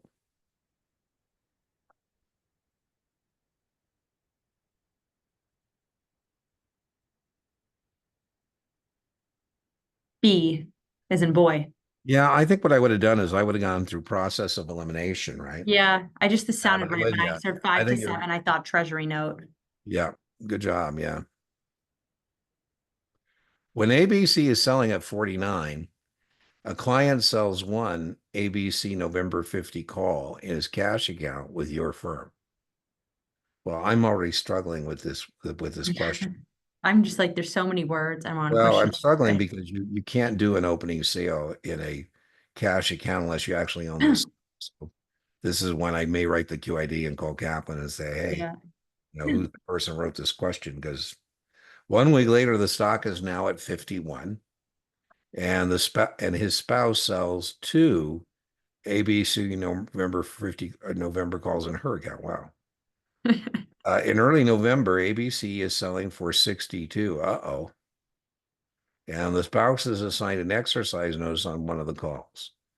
The client calls and asks you, okay, now I kind of like where it's taken a turn Yeah. because it's asking us about assignment notices. Yes. And so that is testable. So all that other was gobbledygook. So your response to a customer who says, why me? Or why her, I guess, in this case. Random allocation. Yeah, firms do it random, and the OCC does it random. Mm-hmm. Right? The firm could do that other than random. Where's our random choice here? See. Right? Very testable. CC does random, and then the broker dealer could do it. By whatever the broker dealer is doing, by the way, it has to tell its customers. It has to tell the OCC. It can't be Yep. discriminatory. An investment company invests in a fixed portfolio. I like this low probability, but it's there. UIT. Oh man, I'll tell you. Boom. So let's just hope you get a lot of those, man. Let's see. Yeah. Which of the following would best describe working capital? I hate these questions, but it's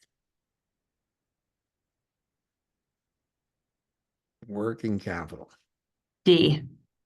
Yeah, I like it. That's right. I mean, I don't like that, but that's what that is. Yeah. Current assets. Kaplan gets it's unit 16. It's like oh no, not Well, 16. listen, I always tell people I got lots of balance sheet stuff now on my channel, but I'm coming into my 4th year anniversary on that channel. I didn't have anything on balance sheets until 2, 3 years in. And people said, why? I said, well, because I'm starting with, I think, what's most important, and that's not really all that important. Yeah. I would warn you, you told me you're taking a 66. On the 66, that becomes Yes. adjustable. Yeah. A registered rep is interviewing a new customer age 27. The customer wants to list capital appreciation as primary objective. Love it. Mm-hmm. Want to take a moderate degree of risk at this time in her life. See, now this is where I would get in trouble. The guy said, well, no, you should be taking lots of risk at this time in your life. Mm-hmm. The customer also notes concern about inflation and how that will impact her portfolio over time. I think this now becomes a pretty straightforward question. What is most suitable?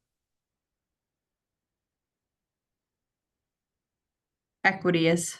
Yeah, I would have gone with that. I don't like the preferred stock, but I got to take it if I'm Yeah. taking stock. An initial public offering is conducted in or The issuer, generally through an yeah, underwriter. yeah, right on, right on. Which of the following securities is not exempt from registration? And I got a couple of follow-up questions. A high quality corporate promissory note maturing in 180 days. Yeah. Is it So over that? which of the following is not exempt from the registration? Yeah. Yeah. Not exempt. So I like that one. Yeah. I agree. What is B called? What is B called? By the way, I'm not sure I think you're going to miss this one. Not, Really? yeah, because that's commercial paper. And commercial paper is exempt. 270. Yeah, well, 180 is within 270. I know, but Okay, so I think you're going to miss it because I think the one that's not going to be exempt is this where we're doing 3 states. yeah. Oh, I, because then you have the rule one something. yeah, One. this is 147. That's why Yeah. it was, and this is exempt for sure. So Yes. we know those two are out. Yeah. I think this is going to be out because it's commercial paper. Commercial paper. I Okay. think this is the one we're going to have to register. Remember, then we go in the cooling off period, which is 20 days. Yep. 30 days. Under SEC rules, all the following information must be on a customer confirmation, except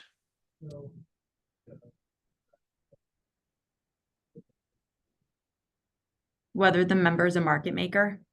We would disclose to you whether we have inventory in the security, and that would be on the confirmation. Huh, What's not on the confirmation, but is rather on the order ticket, and I think they're splitting hairs with you, is solicited or unsolicited. That doesn't okay, go on the confirmation. interesting. I didn't know that. Yeah. Now, you're always going to be until test date finding little pieces of stuff that, you don't know. And you got to make sure you embrace that kind of the process because, it's counterintuitive. But I had a guy and he was upset because he said, Dina, I think I missed like 200 questions today. I said, man, that's a great day. Let's try and miss 400 tomorrow. He goes, are Yeah, you serious? I go, yeah. I said, it's counterintuitive. I am serious. We're trying to find out what we don't know and then yeah, decide if it's important or not. And yeah, is this important? I don't think so. yeah. Holders of common shares may generally vote on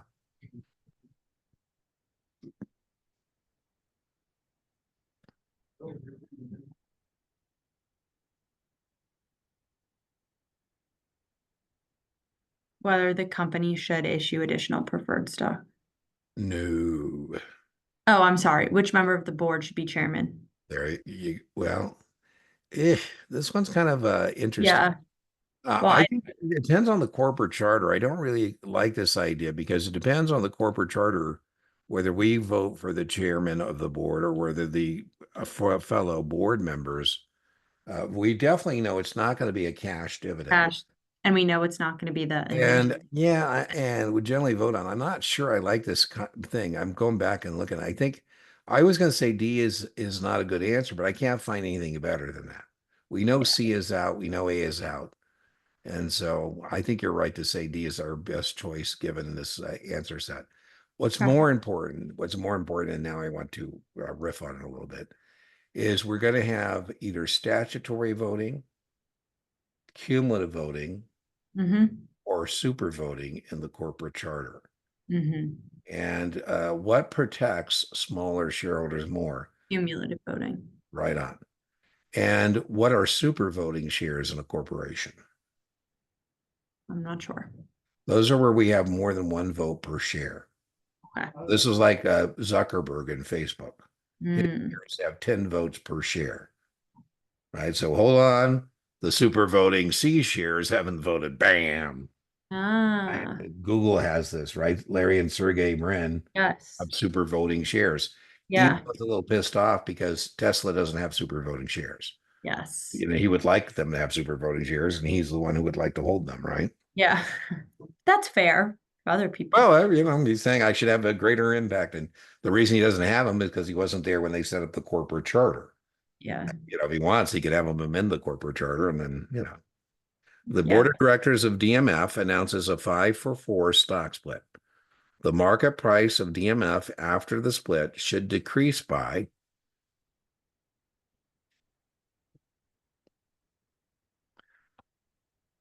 B. Yeah, when I struggle with these, I might even make up a number to just do the thing, but you're correct. It's 20%. So if I got stuck, I'd say, okay, let me just make up 100 shares, 5 divided by 4. Times 5 divided by 4. Yeah.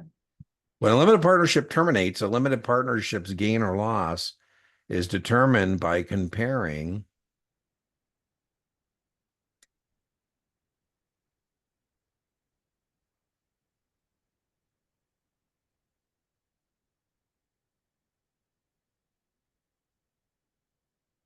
D. Yeah, I would have been surprised if you didn't get that based on our previous questions. Ugh. On these ones, I like to read the last sentence first just to see. I'm just like, oh. Bondholders of an income bond would. Okay, that's kind of helpful. So now I know The this whole company paragraph. bondholders Yeah. of the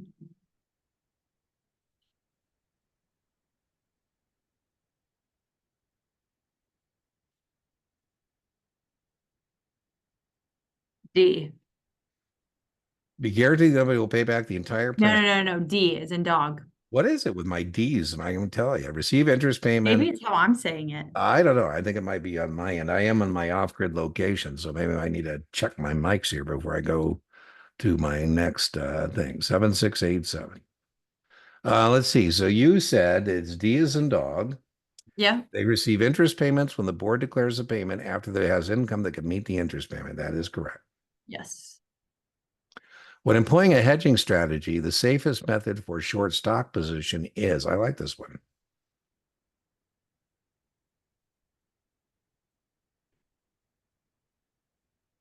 The minute with you see hedge, you should know it's either B or D or C.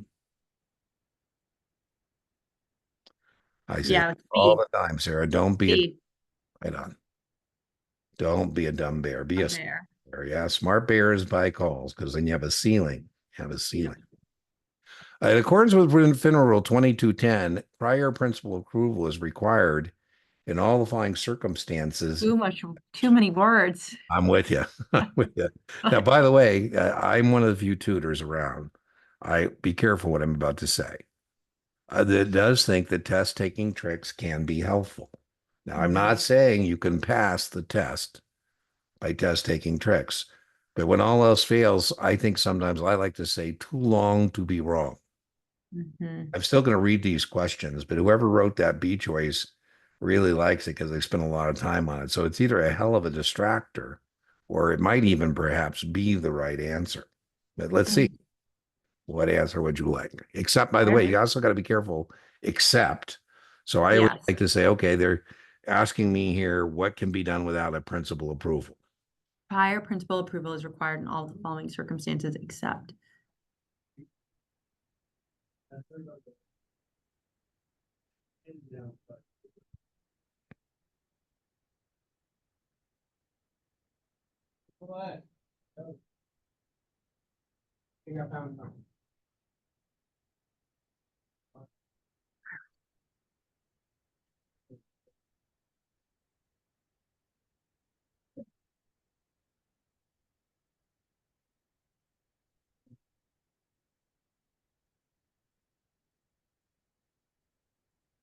Okay, I think B is correct. It isn't B, it's actually the economic form. Oh, But yeah, I think a B is not that miss, by the way, and I don't think it's yeah. really that important enough a question. And this is where I need to keep doing full test practice. Yeah. Full practice tests is I really have a hard time. Yeah. Well, Game and at I the tell end you, here, I get so tired. you want to take another break? Can we take like a 5 minute? Sure, Is that okay? absolutely. I'm gonna run to the Yeah, let's make bathroom it and 10. Let's listen because you told me you had an issue. Let's make it 10. okay, I'm Now gonna run to the bathroom and on your finish. okay, on your proofread, I don't want to hold you up on the matter, but on your previous two attempts, you didn't have any time constraint, right? No, Because you're no, pretty quick. When you pull the trigger, you're quick. I'll see you in I'm 10. fast. And I'm I'll a see you in really 10. fast reader, but it sometimes Yeah. trips me out. Well, yeah, slow down a little bit on that because we want to do it. See you in 10. Okay.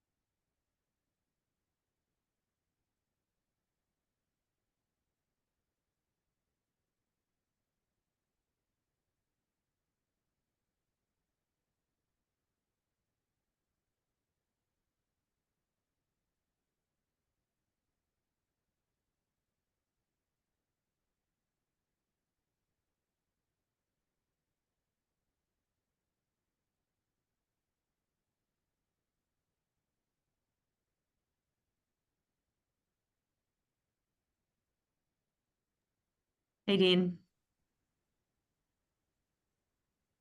Whoops. Can't hear you.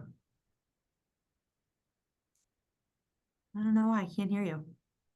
I know I was checking in with mom. She's doing my mom and sister-in-law are, out and about. So I was checking in with them, seeing how they're doing. So, Nice. interest received from which of the following federal agency securities is exempt from all state and local taxation? Interesting. Now, this one's kind of an interesting one.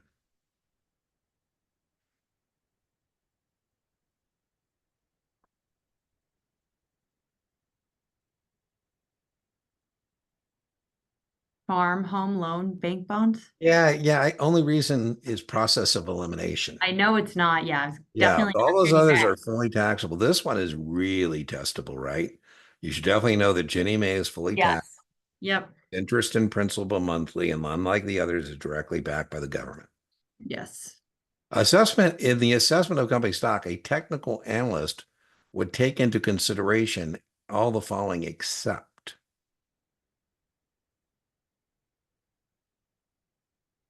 Earnings. right on. All the following are true regarding a failed delivery. So you got a couple wacky good delivery questions in this Yeah. draw. We had the reclamation thing, and now we got this. I wouldn't worry about All it. of the following are true regarding a failed to deliver. Failed delivery. Except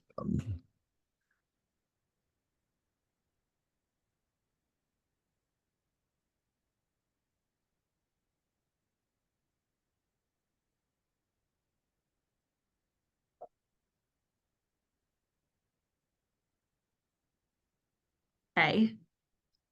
The buyer may buy in the securities and charge the seller for the loss. No, I can certainly do that. If you fail to deliver it, sometimes I say, hey, Lazard, I'm tired of waiting on you. I'm going to go buy the missing security and I'm going to charge you for the difference. So A is true. Don't think you'll see this on the 7. Broker dealer representing the seller can be held liable for buying in the securities if you've not made good delivery on the securities sold.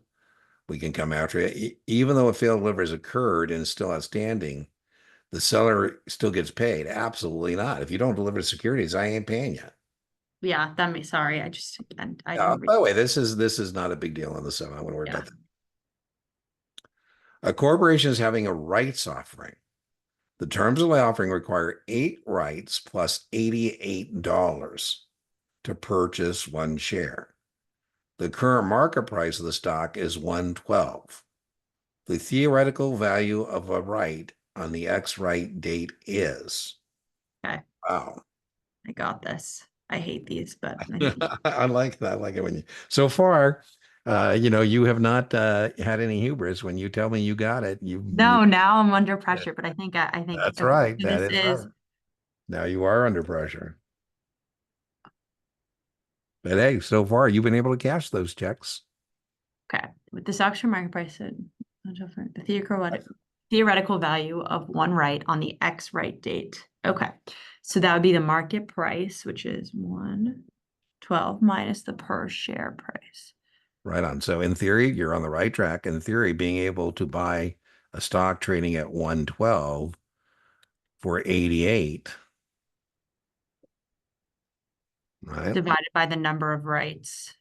Yeah, like I say, I forget what show I was watching. You remind me of this show I was watching. Then they were talking about this athlete, and they said, was he, cocky? Did he have hubris? And he goes, well, not really, because the guy could back it up, which Hold on, means, I just need my calculator here because I don't want to yeah. make a So, silly boom. arithmetic Let's see. error. We should come up with the same answer. 112 minus 88. I get 24. Is that what you get? Yes. And then remember, 8 4 and then divided by divide 8. by 8 I get is $3 is what they're worth. I get $3 as well. Boom. See, I knew it. Yeah, you so far haven't been able to, you've been true to form on that. A Okay. couple things here. You do need to be able to contrast rights with warrants, Yes. and you need to know the existing shareholders have right to maintain proportionate ownership. Okay. Mm-hmm. Rights are short term and at issuance exercisable below. So these are derivative investments, and these rights have intrinsic value. Yep. Warrants test question are long term, exercisable above. Yes. In act of trading, a bond of a standard size rises in price from 98 and 5/8 to 101 and 3/4. That represents a dollar change of.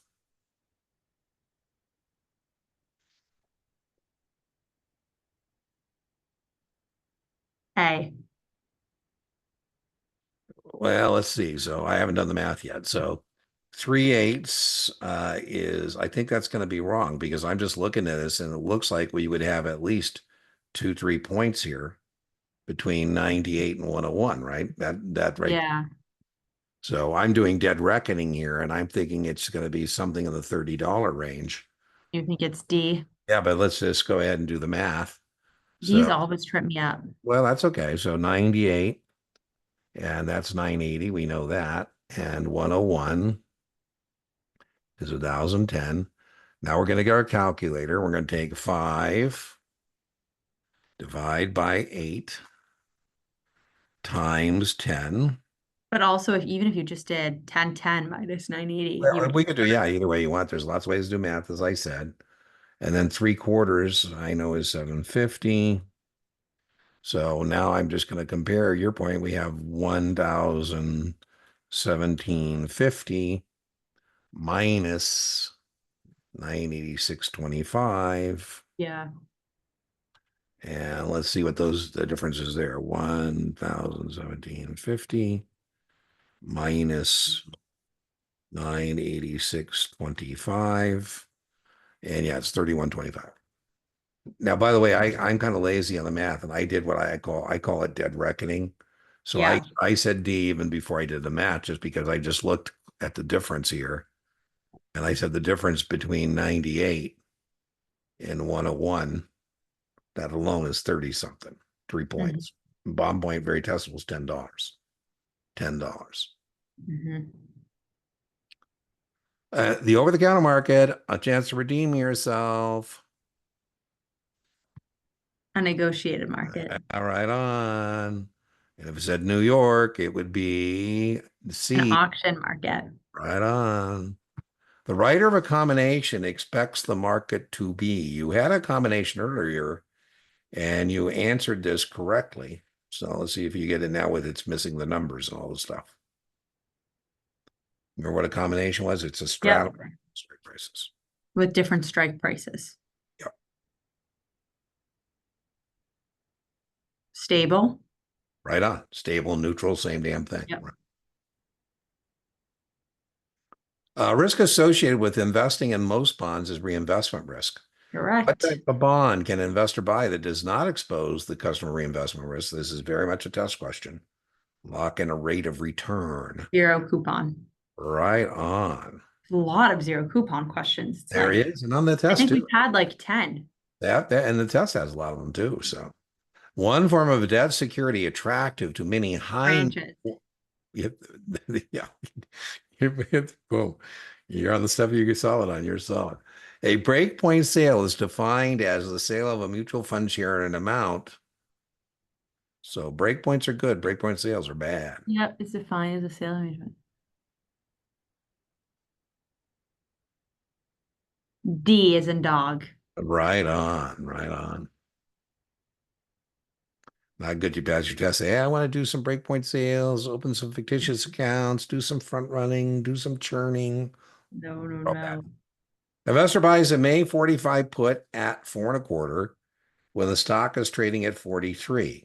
The put is in the money when. I know this. I just don't want to think, but I'm going to think because I have to. Okay. An investor starts trading at 43.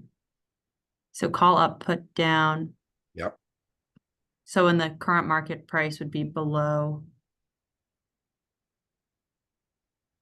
45. Right on. Good job. Oh my God. I like to read the last sentence first on these big ones. When the customer refuses to supply any new information under Regulation BI best interest you. Okay, so now we know where it ends. One of your Wait, older hold on customers. 1 second, Dean. Yeah. Hold on 1 second. Is that okay? Yeah, sure, 1 absolutely. second.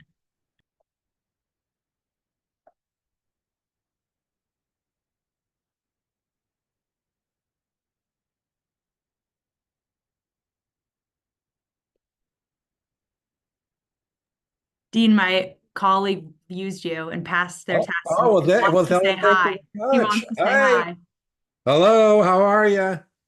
Hey there, Dean. Hey, You glad to real? meet You're you. not just a YouTube video? No, I'm a real person. Sometimes the people are shocked. I show up in a like the class or something, Oh like, my well, you're goodness the guy gracious. on YouTube. Funny, right? So I did the 63, the 65, and the 7 back to back to back with you, Dean. And Oh, I it was love it. so What good was that I said, Sarah, that's who you got to Google. Yeah, and what was your name, sir?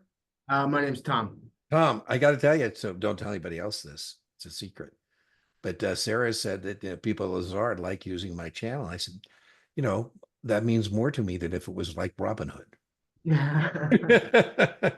When it's Those are brands. So a we've been nice talking about all firm. day. Yeah, I was Well, just telling her about your. you do God's work, Dean. It's nice to meet you. Thanks so Yeah, much. pleasure to meet you too. And I was telling her what a legendary firm you're at, right? You got Felix Rotan, and I was telling her about Andre Meyer, who is one of your original investment bankers. So I told her it's really neat when young men and women get an opportunity to start at a nice bank like yours. So Yeah, it's wonderful. We're having a good don't time let me here. down. I don't want to be reading stories later on. Oh man, where did Sarah go south? Right, Yeah. right. All right, well, I'll let you guys get All back right. to it. She's almost done. She's doing great. So Okay. I'll see you guys in a minute. All right, later. yeah. I told you, you're a local Love it. celeb. How big is the office? You guys got a big contingent there? Yeah, we have about 50 of us in the wealth. Oh my management God, gee, industry. man, Yeah. I'll tell you. Well, I saw, I told you in that interview, Peter was saying he wants to staff up and get that part of the business bigger than it is, right? That's Yeah. always funny when bigger than it is and $1 billion you think is a lot of money, and then you go, well, BlackRock's got 11 trillion, so we got to keep going. I know. Okay. One of your older customers passes away. The customer account had a transfer on death. That is testable. Yep. When you contact the designated heir, you are told that it is unnecessary to inquire about suitability information because you already have it for the deceased customer. From previous discussions with the deceased, you know this heir is a grandchild and you cannot imagine the goals and objectives haven't changed. What do you do? I think that we've had a couple versions of this question. Can accept orders, but cannot make any recommendations. If that's Right on, right on. What do you think I would be at now? Just high What's that? 60s? Oh yeah, I don't think your risk. I helped you with a couple. We've been chatting Yeah. along the way. We'll see. Okay. So I think the score. I think we decided this is not going to be a diagnostic score. Yeah. Is a riff, and then to say to you, because okay, again, I said I wasn't going to sound negative vibes, but we know the third thing is huge. If you miss this a third time, it's really I know. bad. So, Yeah. so I don't think though, based on where you're at, I feel pretty good. So even if I told you we're testing next week, I love that you know what you know. And boom, aim and shoot, point and click on those questions. You just, you're performing. I also like that what you know when you have to do practical application. So it's one thing to be able to do aim and shoot, point and click on recognition, and you've been able to do that. And on the practical application that you've been pretty good at saying, I know how to do this and proceed to do it. So good. Judgment, I think we're going to be able to make some improvements along the way. So, I know you're going to continue to work. And I told you my biggest worry is not your performance today. I think your performance reflects making your mark, whether it's next week or 3 weeks or whatever. I worry about keeping this plane in flight for 3 weeks. Yep. And worry about all the things that could happen, variables, in your work life or whatever that could interrupt our timeline. Right? Yeah.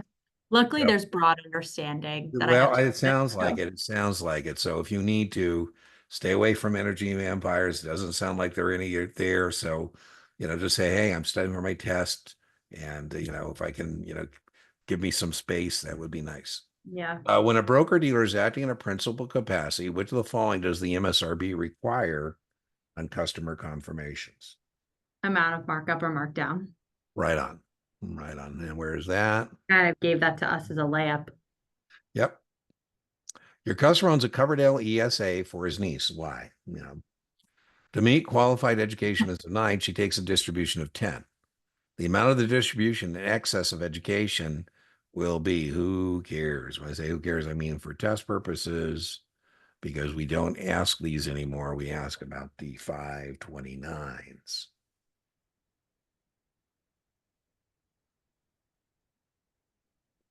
It's Taxable to the beneficiary.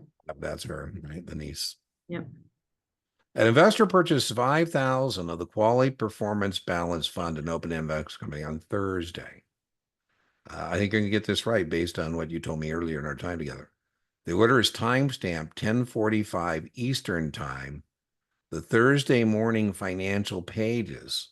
I go bastards. Because Thursday morning's paper is Wednesday's news. So it looks like Yeah. they're jamming me up here. The Friday morning, now we're in business. Friday morning is yesterday, Thursday.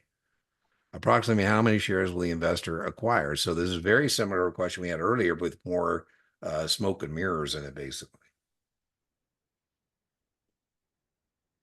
You have to look at the NAV at 960.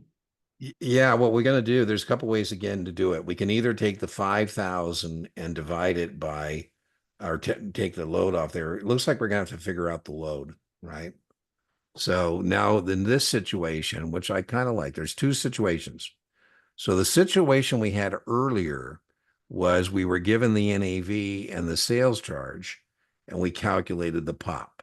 Yep. In this version now, we're given the NAV and the pop, and it looks like we're going to have to determine the percentage sales charge, or I can simply take the 5,000 and divide by the public offering price. Okay, so Because that's that would easier. include, that would Yeah. load. So let's see if that's one of our So when choices. you're trying to find the load, you can take the amount, the dollar Yeah, purchased. that would be And divide by, 1025 okay. minus 984. So 5,000 divide by 1025. I get 487 shares. So I get A. Is that what you get when you do that? Haven't done it yet. Now, remember, the other thing this is testing us on is, do we understand the idea that we're doing business on the next calculation? So they tried to jam us up by telling us Thursday's NAV, but remember, Thursday doesn't count because Thursday morning paper was yesterday's news. 487, yep, Yeah. So boom. if in safety of principle, GO bonds are considered second only to. So US Gov. right on, very testable, right? The Second. suitability stuff, I really think I have in the bag. Yeah, you do. I mean, on some of them, you've been ahead of me. I'm like, whoa, wait a minute. I haven't had time to process myself. I go fast when I know Well, it. that's okay. Just on the reading ones, just, make sure I told you, I like that you squeeze the trigger quick, because that's better. That's better as a test taker to be quicker rather than later, but just make sure you're not squeezing too quick. Yeah. Investor wanting to know about tax consequences of a direct participation program should know which asset types can be depleted or depreciated. All the following assets can be depleted or depreciated except, Buildings. well, buildings do have a useful life. Huh. The buildings can, Crops. the crop is Interesting. a Because I know oil and gas, I think of right away. right on. These are all partnerships. Yeah. A crop is something we simply sell. Okay. So kind of a stupid question, I think. Which of the following circumstances must be met for a fiduciary to trade options in a trust account? 2, the trust agreement states that the trustee has power to trade Right options. on. I'm not surprised you got that, because you got the 2 and very 3. same question earlier and you got right about a 2 part. and 3. 2 and 3. Good job. One of your customers asked you about trading penny stocks. Very testament of the definition of penny stock. Non-NASDAQ stock under 5. Very testable to know the suitability statement has to be signed by the customer before he purchases. You get a monthly statement. You need to know it doesn't apply to an established customer, that somebody who's done 3 trades or had funds with us for a year. After discussing the risk, the customer decides to go ahead. The firm sends an individual copy of the special pin. There we go. The firm needs the customer to sign and date it. Trading in penny stocks may not begin until the account has.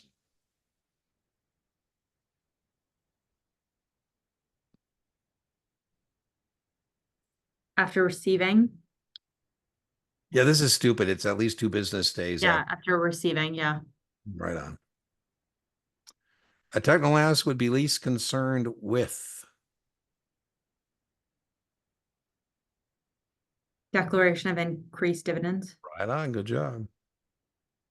That used to give me trouble. Well, I'm telling you, the stuff you're strong on, you're strong on. Which of the following would be least? By the way, the other thing I like is it's things that are testable. So Yeah. sometimes people they're good on things that I don't think they're going to see, and I'm like, oh. Which of the following would be of least concern to a registered rep, least concern when representing a municipal security?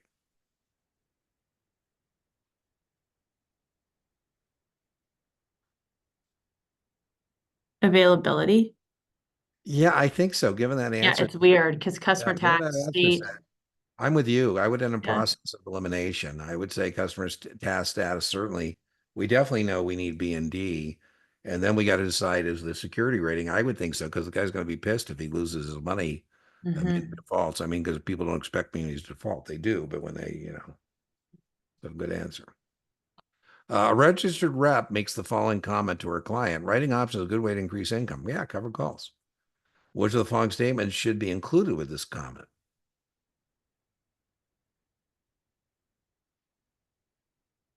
C. Yeah, given that answer is that we shouldn't say you can't lose, right? Yeah. You certainly can. The legal contract stating the issuer's obligation to pay back a specified amount of money on a specific date to its bondholder is. I kind of like this one. Yeah.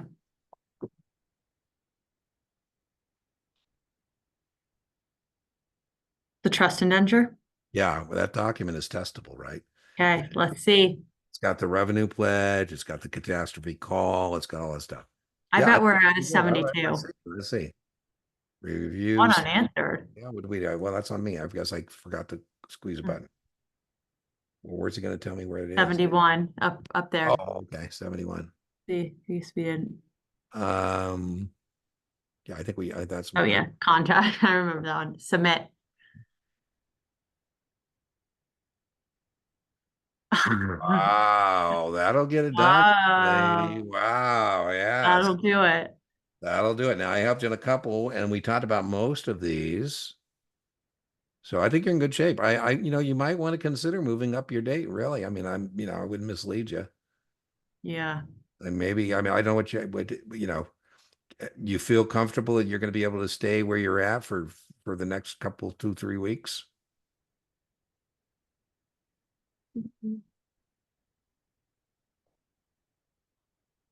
Yeah. Talked about it. You're in good shape. You're in very good shape. So, you should be very good about that performance. Yeah. If you just need what you need to, don't wear yourself out. So I think I need more focus on unit 7, the investment companies. Yeah, right on, right on. Yep. Yeah, you can listen. We can always get better, as I always say, inch by inch. Sarah's test is a cinch. Yard by yard, Sarah's test is hard. So, And then, do you have any classes over the next few weeks that I can? you're welcome to participate in 2 things on the booking page where you booked. I have a every other Tuesday night, I do a live stream Q&A. Okay. Board, and you're welcome to sign up for that. That's free on the booking page. The other thing that's free on the booking page, I do an office hour every other Wednesday. You're welcome to sign up for that, and you can bring anything you want. And I'm thinking about putting up a class. I usually do every once in a while, I'll do an evening class of some sort. Is there something that you would like to talk about? I just did mutual funds recently, so I don't want to do it. Yeah. What about, I think options and margin? Tell you what, why don't I put up a margin class, and I'll probably put it up.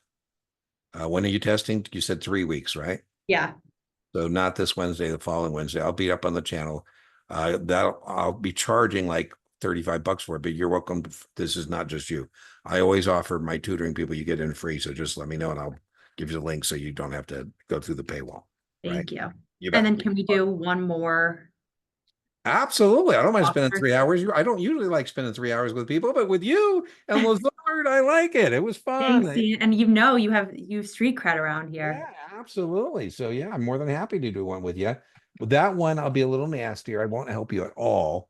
Yes. Make sure, I didn't help you too much. So I think that's a great score. So there, you shouldn't be Yeah.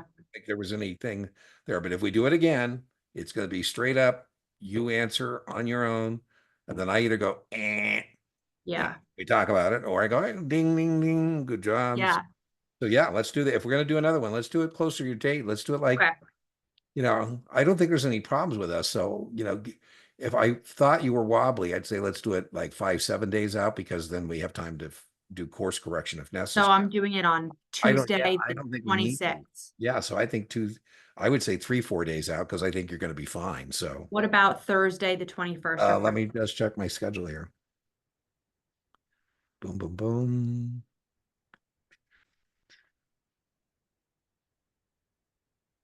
What are we talking Thursday? Is that what you said? Thursday what? Thursday Thursday, the 21st or Friday, the 22nd? okay.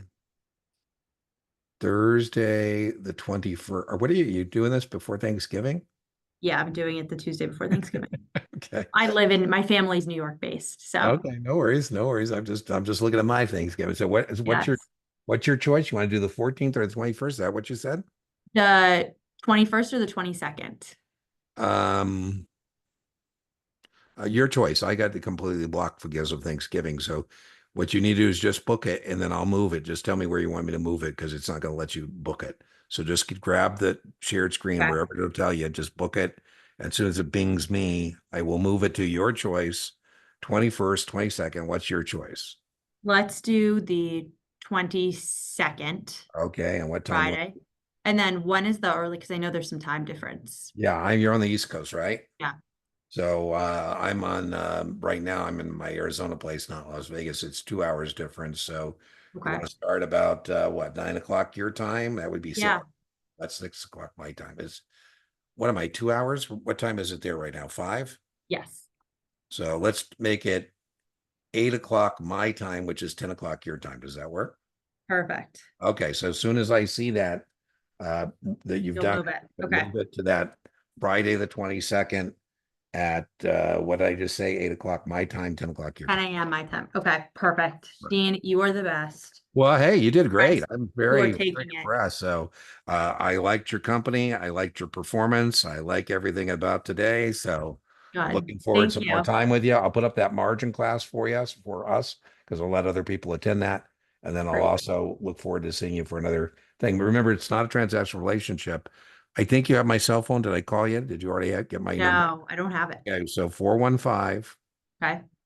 515 Yep. 6045. The reason I'm giving that to you, Sarah, is because I get all kinds of people on the channel send me emails. I'm not a flake. Feel free to nudge me. But if I don't get your email, feel free to text me and just say, "Hey, Dean, Sarah, I did a You practice." remember Lazard. Yeah, there you go. So Perfect. use that. Feel free to text me if you need me on anything. If it's a Kaplan question, send me the QID. And if, like, for example, I don't respond, just say, "No, it's not personal." Just say, "Hey, Dean, what up?" So I'm trying to keep up. I Well, have to decide this year whether I'm gonna, hire somebody to help take care of admin stuff, or am I just gonna slow down a little bit? So right. yeah. Well, you have created a fantastic business. Well, And well, what a thank you. cyclical business it Accidentally. is. So I told you, I think of myself as a semi-retired stockbroker, and I've accidentally created another job. I'm not so sure. I enjoy Really? it. When it's folks like you, I enjoy it. Sometimes when it's not enjoyable, like, oh my God, I just spent 3 hours with somebody I didn't Yes. spend 3 hours with. So, maybe I could do discriminatory pricing, saying, okay, Yes. am I going to enjoy your company? If so, 250. If not, 500. Yeah. All Okay. right. Thanks, I'll see you Dean. I'll next talk to you time. later. Bye-bye. Bye.